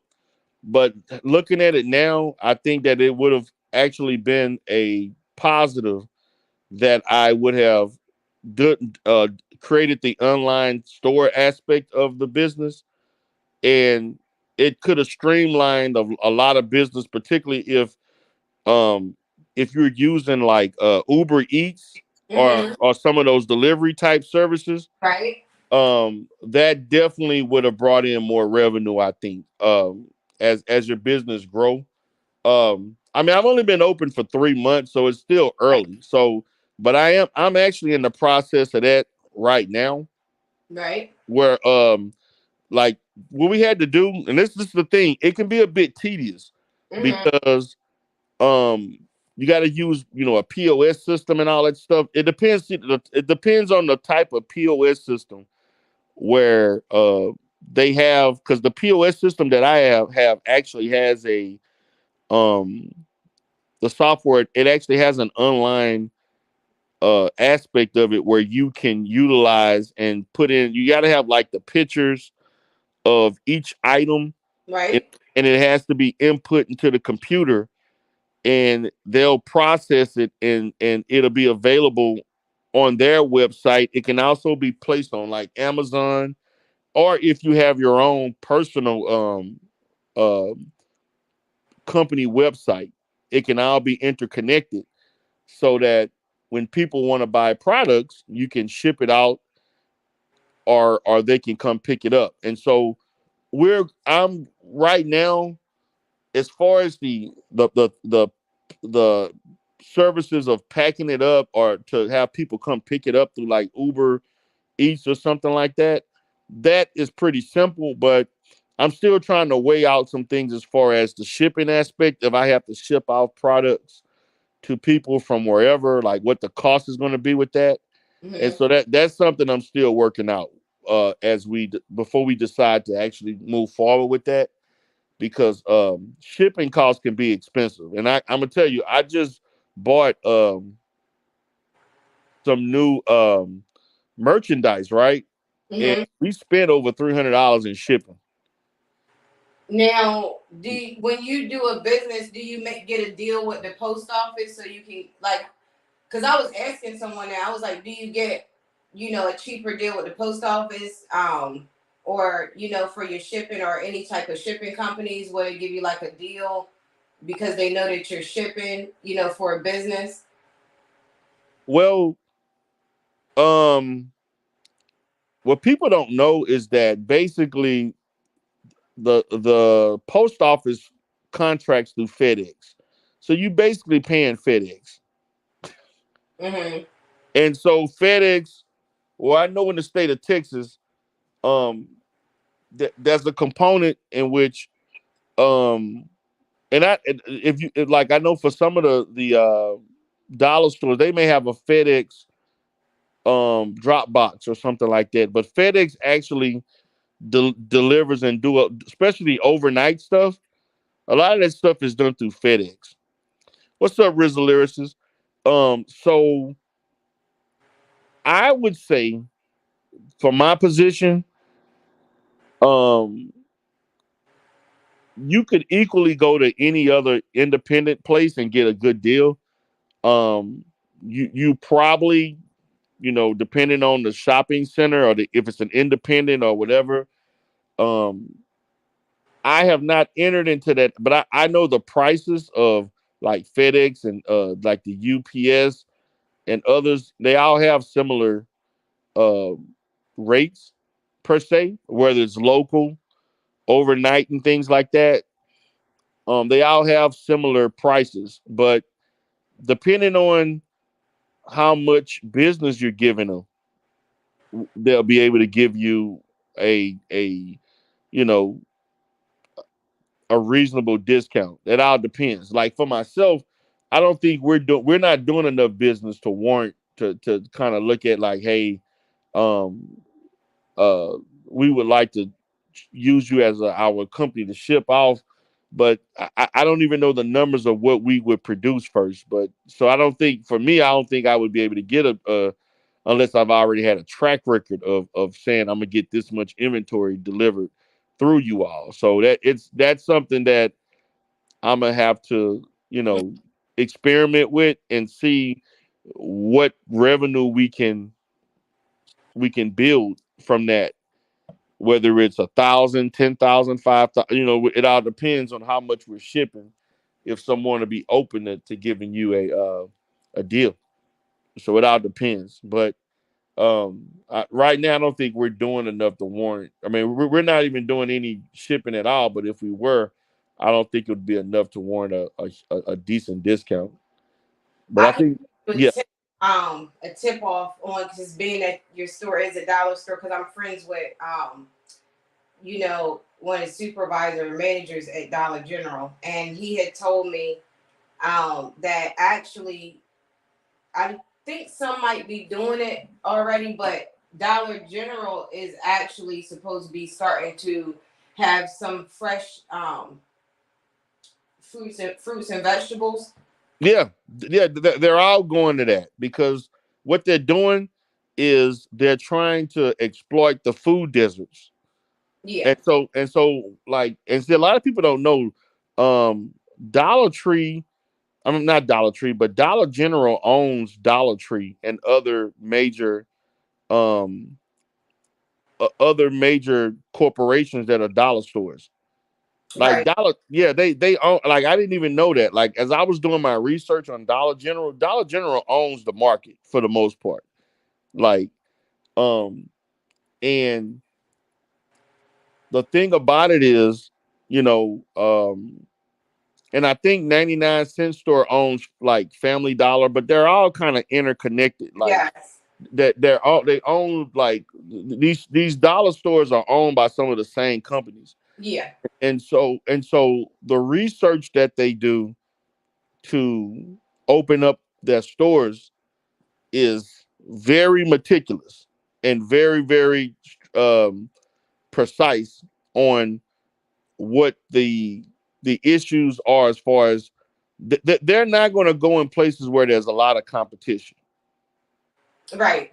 They're going to go in a place where they know that people make under 40, 30, 40, $50,000 is and there's not a store within 10 to 15 miles of where they're going to be located.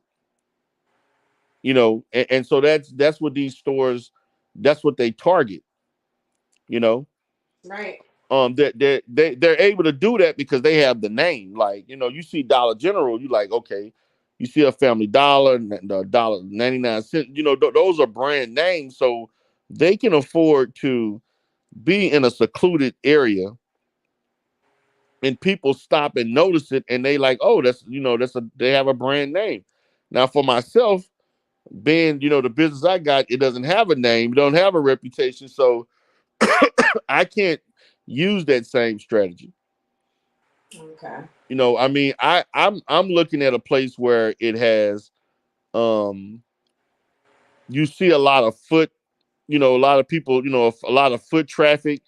I have to target a place where there's a lot of traffic on a highway, where I'm visible, where people are just out the mere fact of what they have a curiosity to see what you have. You know, like we get a lot of compliments.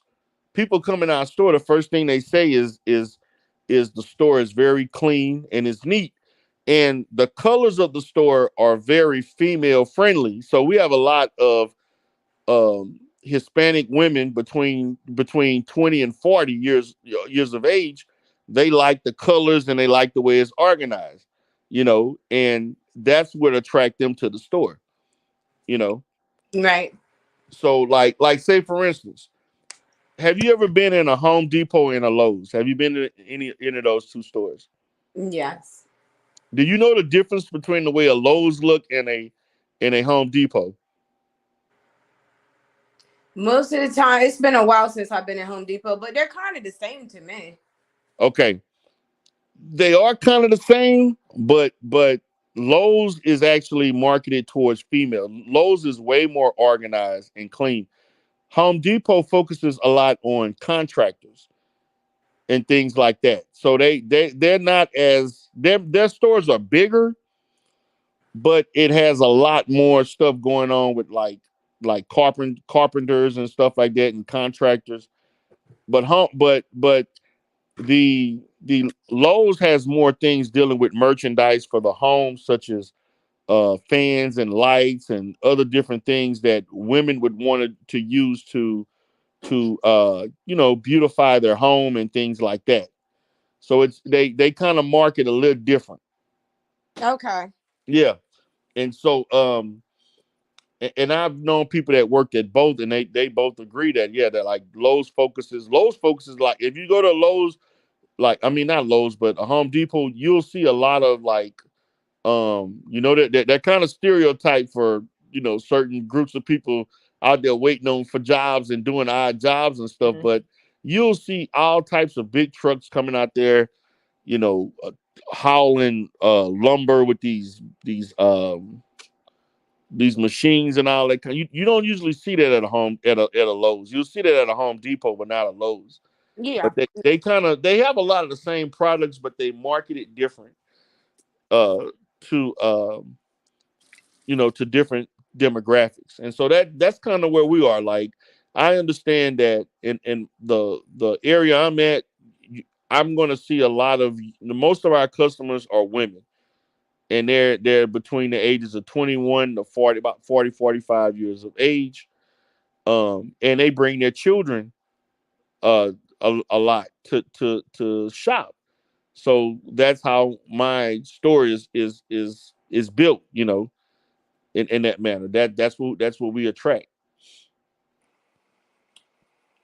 Wow. And that was a good idea earlier about what you said about getting hooked up with DoorDash and stuff. Well, so you can, because you probably get a lot of business that way. Yeah. So especially in that area. So we're looking at, because like I said, we were so eager just getting the store, because even while we were getting the store built out, there were people thinking we're trying to come in to see if we were open, to look around. Like the curiosity was there. Now we had some things that went wrong that I didn't talk that, we had some stuff that it was out of our control. Like, man, we had issues with the licensing, with the occupancy license stuff. I got pissed off with the people, which hurt us marketing wise. They took forever to put up our signs on the building and on the street so people would know we were there. Man, it was a lot of BS with that we had to deal with. That was out of our control. Mm-hmm. And that hurt us. The first month, it hurt us badly that we didn't, because we had to actually get we couldn't use the regular sign, but we could use like a banner. We had to use a banner to let people know where we're at and stuff. So we had to kind of adjust to the situation. But those are things that happen in building a, you're trying to build a brand. You're gonna have some things that go wrong. Everything's not gonna be peachy creamy. Everything's not gonna go smooth, like you expect. There are gonna be some unforeseen things that will happen that will, take things off course, or it all depends on how you respond and you plan for things and adjust. So yeah, there was some things. Like our first month had a lot going on. Right. So you got it built up, or you mean you got, when you were getting it built up in the inside of your storefront, or you built a separate building? Yeah, it's inside of the store. Inside of the store, like we have a commercial building. It's about 1,500 square feet, I think, something like that. Um, um, I actually wish, if I had to do it all over again, I would have bought I would have gotten a bigger building. I think that I should have got a building that was probably another 1,000 square feet if I had to do it all over again. And it was some things that I did not agree with the company that went through the process with me. Mm-hmm. Like, I definitely would have did some things different, and I should have gotten something that was like 2,500 to 3,000 square feet. That's actually, now when you look at the dollar stores and the big corporate stores like that, their stores are like 800 to 12,000 square feet. Mm. But see, they have their inventory. But see, the thing about it, they're more, they have the reputation, they have the name, and they can afford to take the risk of having that kind of inventory in a store that big. When you're an independent, you can't. I would not advise anybody to take that big of a risk. Now, what I will say is this, because I plan to own at least 3 in the next 5 years, hopefully 5 to 6 years. So if this one works out, and once it becomes totally profitable at the point that I like, it reach our price points, I want to open up another one. Now, the next one that I open up is going to be doing a lot more.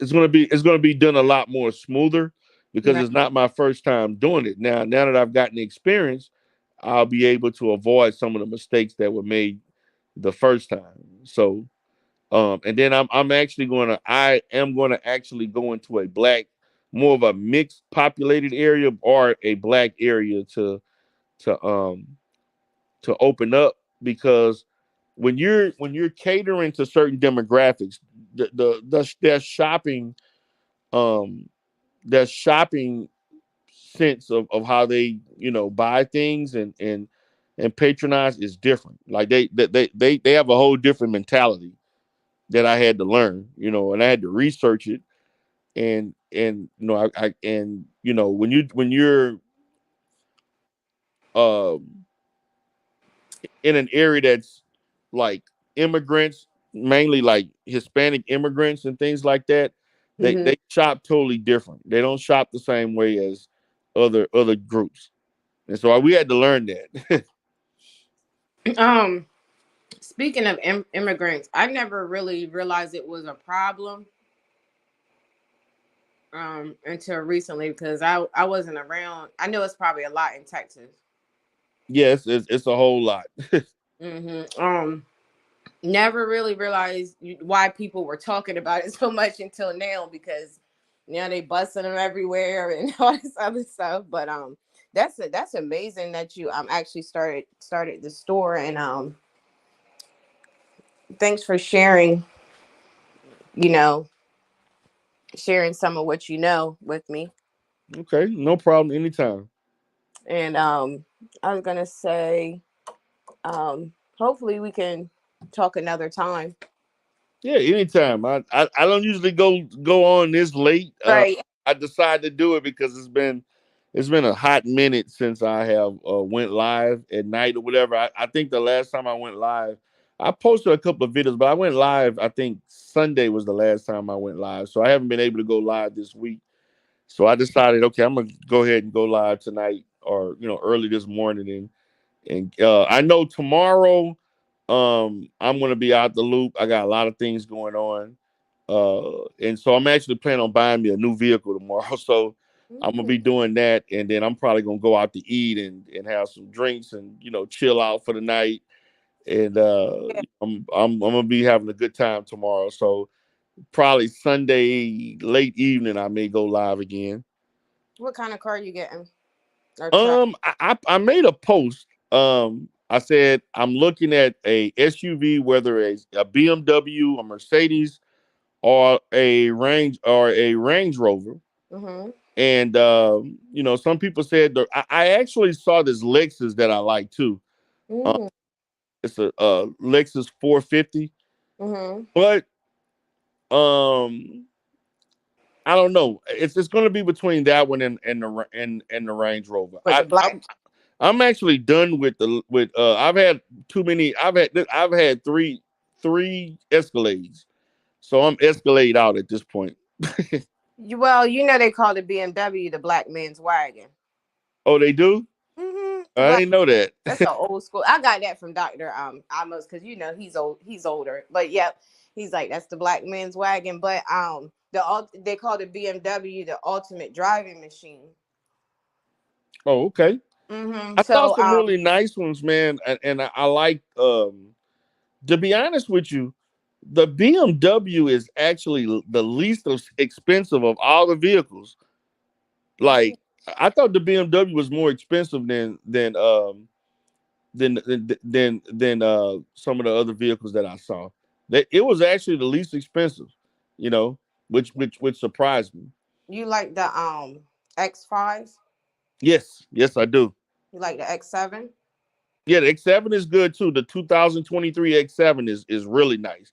And That's 120. That's probably 100, almost $100,000 vehicle. yeah, I know. I was actually looking at. I saw this bad.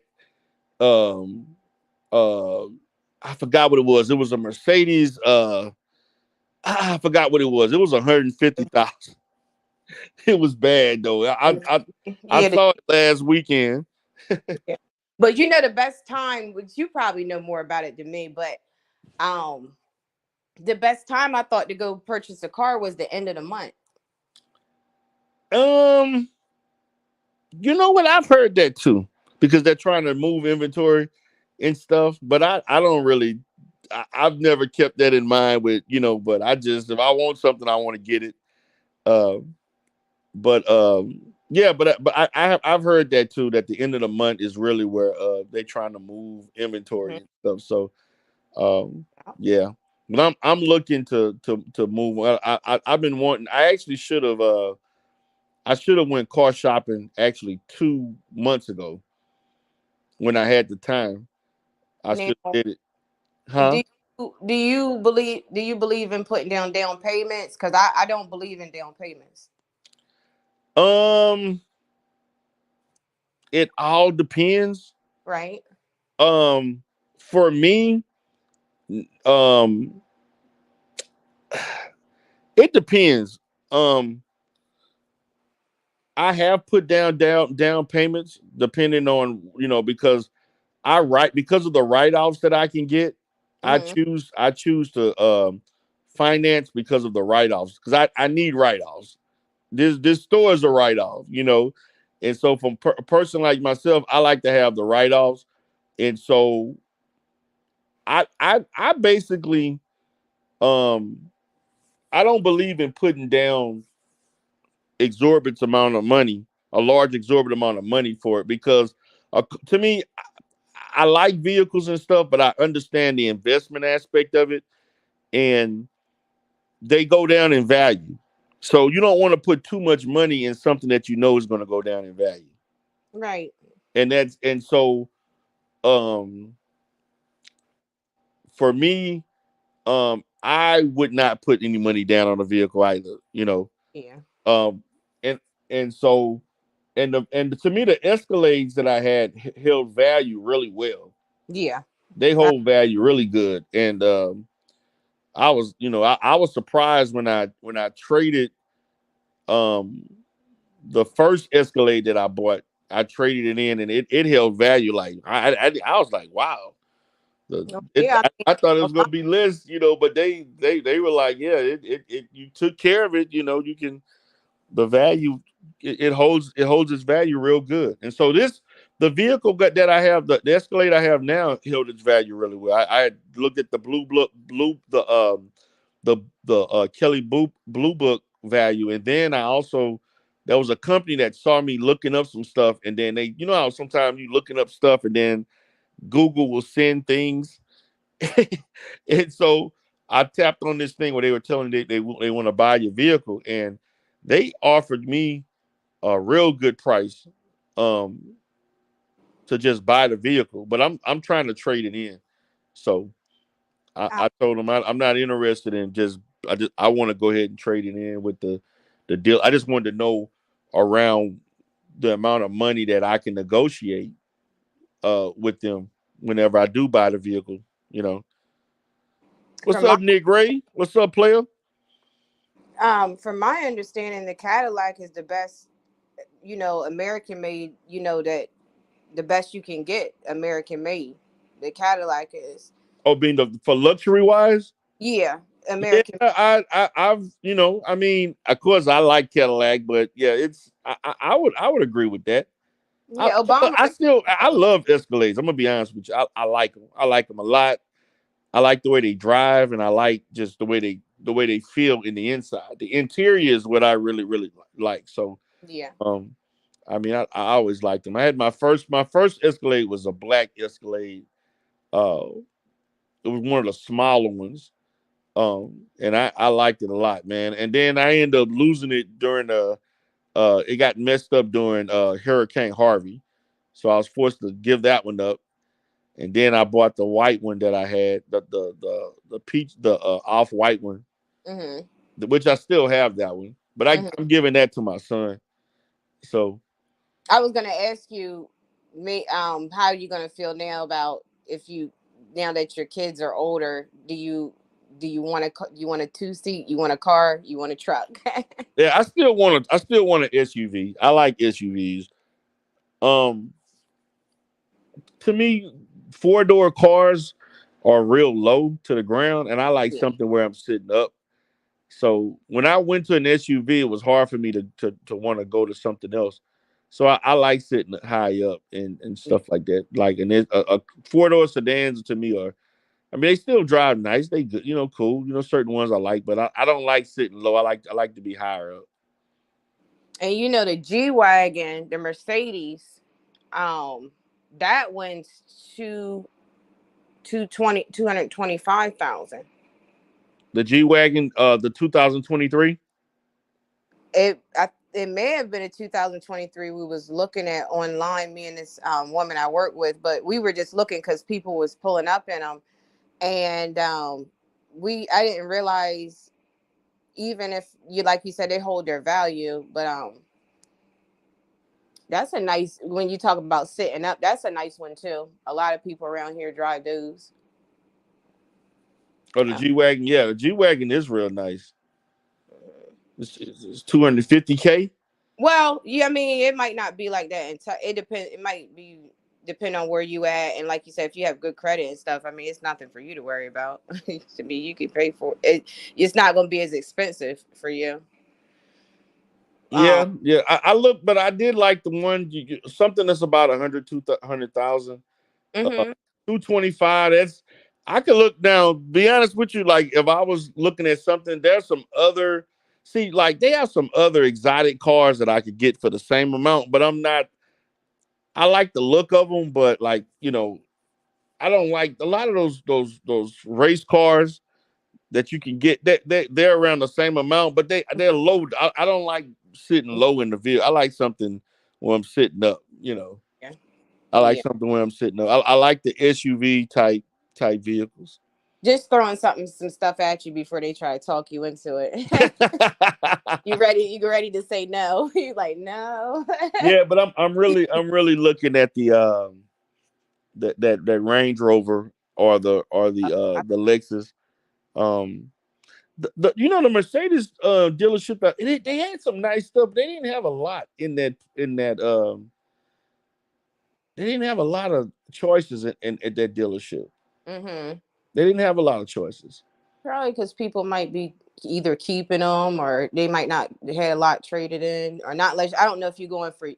Now, some people, even if they have enough money, some people don't buy brand new cars. They just buy certified used because they feel like it's a waste of money. You know what I mean? Yeah, I'm kind of like that too. Like I'm a person that I mean I will, to me it all depends if I really like the vehicle, if I see something that I want, I'm gonna want it. But me typically speaking, I usually buy something no later than 2 years or maybe 1 year, because you get a better deal. The thing about it with vehicles again is that you walk off the parking lot, the value go down 15, 10,000. That's just how it is. But if I really want something, I'm just gonna want it regardless. I would care less how to, as far as economically speaking. But yeah, I typically get something that's probably like a 22 or maybe even a 21. It all depends on how many miles is on it. Right. Of course. But if I see something I want, if I see like, damn, it's like, this is what I want, then I'll just go and get it. They say at the end of the month and some other tips, but I know you got it because you you know. But it's been really fun talking with you about everything, because I like your viewpoint on certain things, so, or most things. Hey, I get you. I see you be over there. I mean, I watch. We don't. I see you over there with We Don't. I be in the clouds a lot. Like when I be watching We Don't Like, I be I'm either working between doing some stuff, so I don't. And I told him this the other day because I was supposed to see him in Vegas. I was in Vegas 2 weeks ago. I asked him. I said, "Why you didn't get up with D Darrell?" Because it's about networking. You know what I mean? And Right. I said, "Why you ain't get up with him? You claim this and that. He said, I can't remember. No, he said he found out last minute that you were actually there. Yeah, and then we wanted that we was gonna have breakfast that morning, but I was leaving that morning, so I left. Our plane left at 12, so we were out by 9:30 to about 10 o'clock. We left. I left the hotel and everything, so I didn't really have time. I was hoping to maybe link up with him the night before, but he was doing things. Uh, Working. yeah, working and stuff. See, I don't think he worked at the same place he did last year because the place that I actually saw him after work last year. Then I saw him the following day because he actually worked at the same hotel that I was at last year. Oh. Yeah, he actually worked in that casino. I mean not the hotel, but the casino area. Like he Yeah. worked in because they have some of the most grand casinos. I mean, the casinos really look like shopping malls, really, to be honest with you. Yeah. That's Like where beautiful, Takeoff got. beautiful shopping malls per se. That's where Upscale looking shopping malls. Yeah.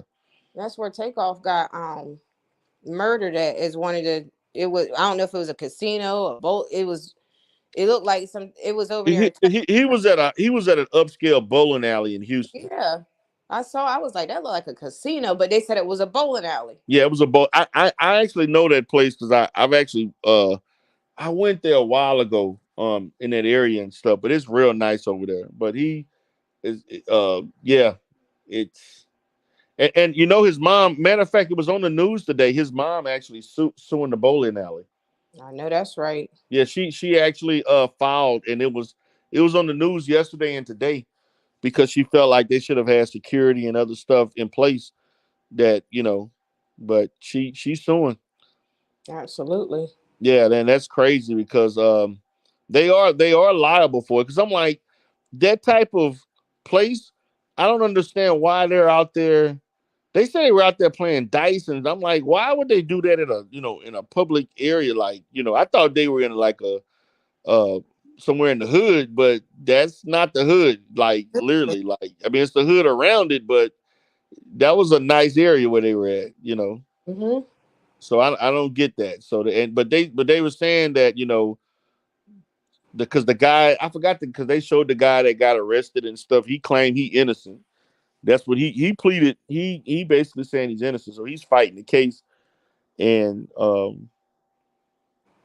they were saying that he basically was running and he was an innocent bystander to somebody shooting.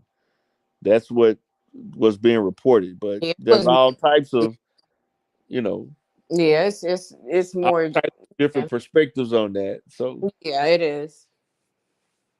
It's just a lot that goes on out there in Texas. But I just just make sure you make like sure I'm gonna be honest, like for me, like I'm very selective in places I go. And do certain things. I'm usually, in when I'm going out, like I don't go out a whole lot, but when I do go out, it's not to like I don't do the bowling alley thing, but I'm usually going out to like real nice upscale restaurants and stuff. I go to sporting events. I don't usually do the club stuff, even though we do have a really, really nice enclave in Mid City, which is Alameda. That's kind of close to where the Turkey Leg Hut is. There's a lot of kind of nice black businesses and upscale type clubs and lounges that you can go to. They usually don't have a lot of issues. It all depends on what kind of fun you're trying to have, like what kind of space you're trying to be in. But I don't really go out and do stuff like that a whole lot. The only time I really do is if I have like family coming down and I want to show them around or something. But yeah. But it all depends on where you want to go and what you want to do. Don't feel bad, D. Jarrell, because over here it's 4:35 in the morning. Ooh. You know how it is when you take a nap. Hey, I'm good because I the day was good for me, to like pretty busy, but I had a lot of good stuff happen today business wise. So I had some other things Amen. that I'm working on and stuff. Like my business is thriving despite what people think. People Mm-hmm. thinking that I'm losing contracts and all kind of stuff. And I'm laughing at these people, man. I was just saying earlier, like with T3, I was telling her how people thinking that I'm scared and I'm, and the business crumbling down and people about to destroy it. It's actually the direct opposite. Um, um, after Clearly. COVID, I'm actually doing double the business I was doing, and and, Yeah. and I'm looking to expand and do all kinds of other stuff that I got in place. I'm just I actually had a lot of I had to hire new people. I've been hiring a lot of new people lately, so had to hire new people, and I'm trying to get my new staff in order to make sure that they operate things accordingly. So those are the problems. I got good problems. One thing I didn't like, which there's a lot of things that I don't like, because there's a lot of anti-black stuff that goes on. But one thing I didn't like that they try to criticize you about was that they said you had taken contracts to help people were trying to get, who had possibly been in prison, in different places. And I just began to think, and I was like, it takes a lot somebody has to do it. And, me as a woman, I would try to put myself in that position, and I was just imagining you, having to be a strong man, and I don't, because they're not in handcuffs or nothing like that, and and having to do that. So I commend you for not having to, but I commend you for doing that. Helping people that have different problems and stuff. Because if I was in a room with some of those people by myself, I'm a strong woman, but I don't know if would have the expertise, or I don't know Right. if I have the strength to go through the whole, you know what I mean? So it takes, somebody has to help these people that go through. Exactly. But see, notice this. They saying I'm taking on. First of all, the contract is a contract. It is. You're paid the state is going to feed you clients to do certain services, right? For a fixed amount of money per situation. And um I when you're doing state contracting, you have no control who they're going to give you. You can't pick and choose. Like if a person is all this good, they don't need, like, if you can't look for, I'm only going to deal with the most healthiest clients. If they're that healthy, they don't need the services in the first place. Right. So what's the point of you trying to provide therapy for healthy minded people? That's not going to work. You're not going to have a thriving business on that. The issue is that they don't understand the corporate structure of my business and how it operates. So they're in the outside looking in, and I'm like, I'm at this point where I'm going to let people believe whatever they want to believe. I'm done with trying to explain to people how things really go in real life versus how other people perceive you, that never met you, don't know you, but they're trying to tell everybody about what you're doing wrong or what you didn't do in your business. So I'm exhausted with that. Like it makes no sense for me to do that, because basically in real life I wouldn't even entertain this, but like, people criticizing me for whatever. Because see, this is what they don't like. They don't like the fact that I show some level of receipts and I actually show that I'm building. Right. And not everybody is doing that. Like people can say, "Oh, well, you did a group home, the Janice house. We saw you doing this in Dallas. Now you got now you have a dollar store now." But see, there's other things I'm doing I don't even talk about. Yeah.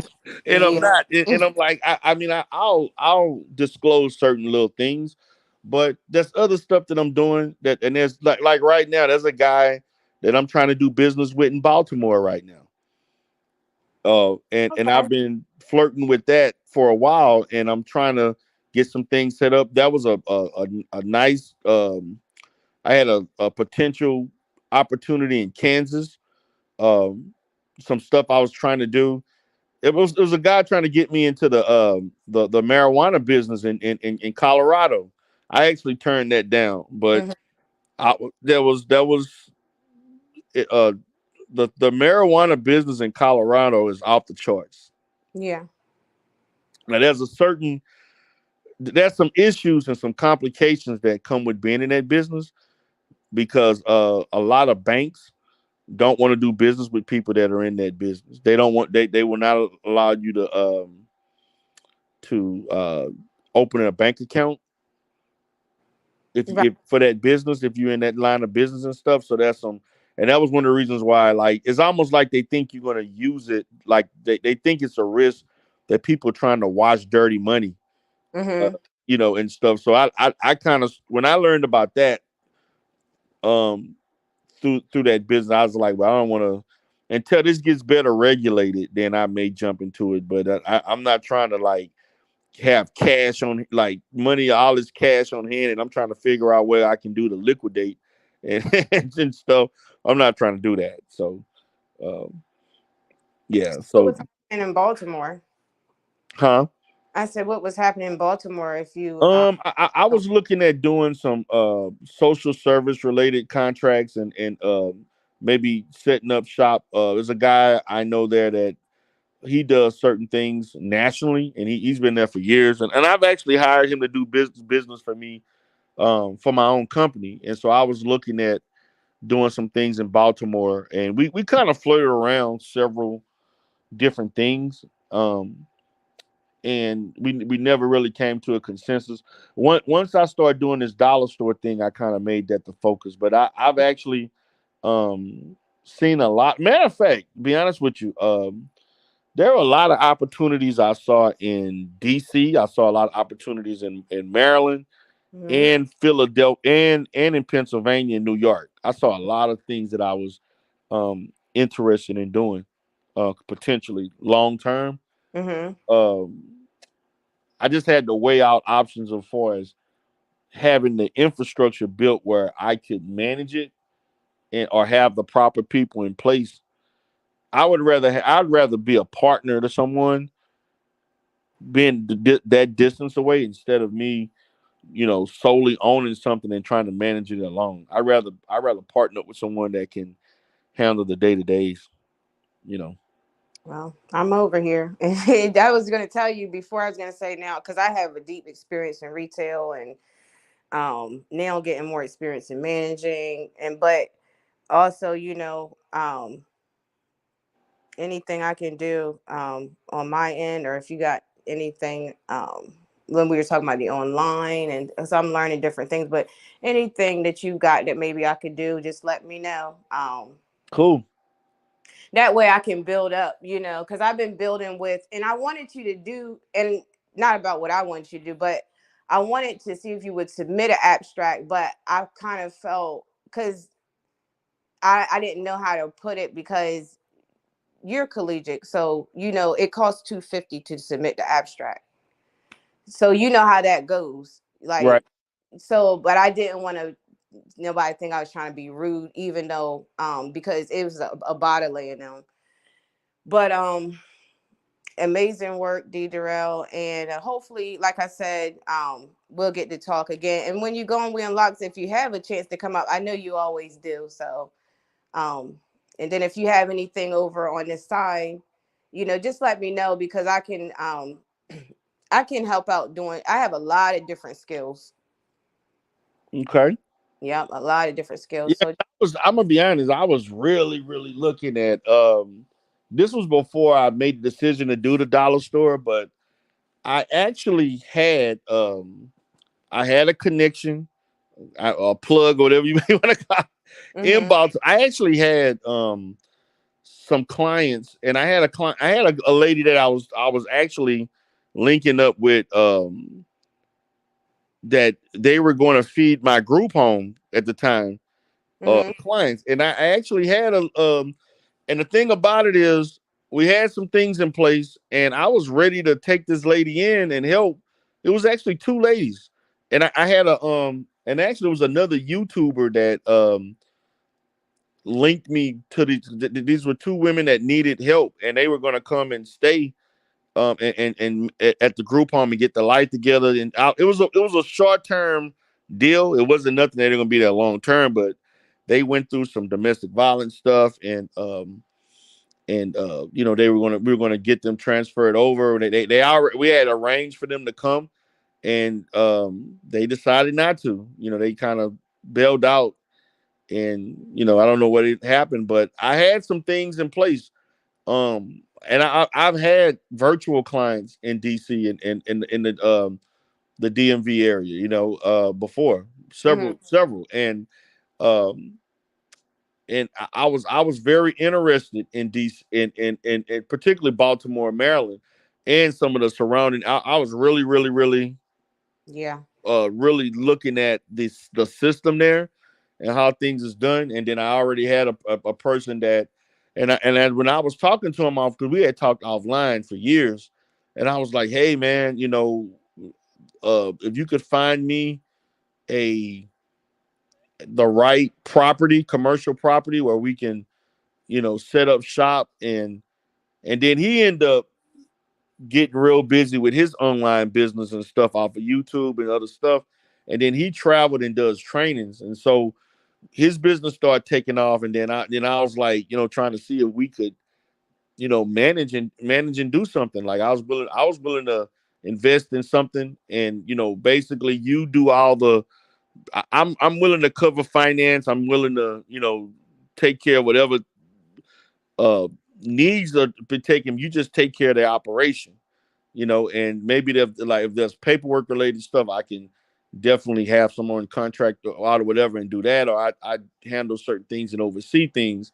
And so we were trying to discuss a way we could make it work. And then, you know, I kind of got into the dollar store, that he went into more. He started traveling a lot more, so that kind of killed that. But we were really looking at some mental health stuff that we could have definitely gotten to. Yeah, oh yeah. So yep, because that's in Baltimore. I was listening because you know Miss O'Shin, I think she's from Baltimore, but they were talking about how people really needed help there, and the Oh, kids. it's a lot, man. Baltimore is the thing about, like, Maryland is not a big state.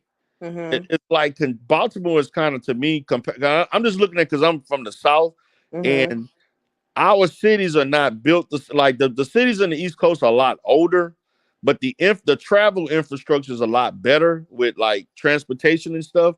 Like, but see, like Houston is a city that covers a lot of, it's spread out.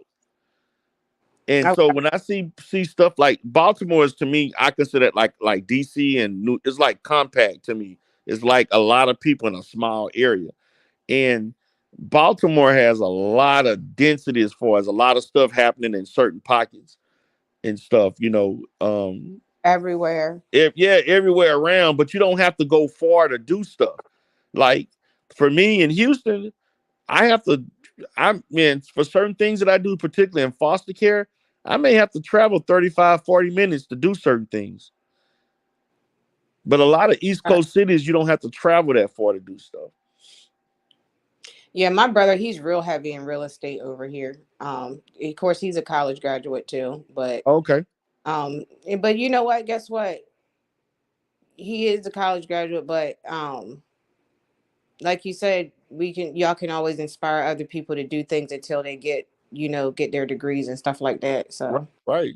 but yeah, he's real heavy in real estate over here. So he pretty much knows the ins and outs of all real estate. Right. But isn't that what Eyes is in real estate too, right? Yeah, but um I don't I but he's connected with certain people that that Oh, is okay. that is actually, like, of course, before, of course, he had already knew about the school and everything in Wilmington. He had already knew about the purchase and everything because Right. he's real heavy in real estate, and then different people that he knows, and because he had got that's when we get the rentals, with the houses with the elevators and stuff, because it's people he knows. And Right. they'll if it's the off season, we'll might can have a party there or something like that. But yeah, that because I heard you say you might be looking at, group home and different stuff. I was thinking about, and my own mother, she just real fast because I forgot to tell you earlier, she used to do prison ministry. Oh, okay. Well, because the church did it, but just real fast, I wanted to tell you. But yeah, so I'm used to being around people like you because I'm always with big guy. That's how the what is it, Secret Service? That's how they got my picture being with him. Because he had Okay. some real estate for Biden. Okay. He's had lunch with Biden several times, which I told y'all before, which is not a big deal because that was before he became president. Biden's from Delaware, so Right. Biden has a house not too far from where I'm at. So we like that's how they got my picture because he had to do because wherever he's at, the Secret Service has to have a place not far from there. Right. That's true. So he had to do work with them and work with different people around here, or whatever he did, and he knows people. So Right. He sounds like he has a strong network. yeah, I'm used to. That's how I can sit here and talk to you like this because when he was getting through college, he was the first one to graduate from college. He's the youngest. And oh yeah, my sister, she's then got big in banking. So, and then I'm I do my African studies. I do, I have my kids, and different stuff like that. Great things I did, Right. but yeah, a lot of people around here they got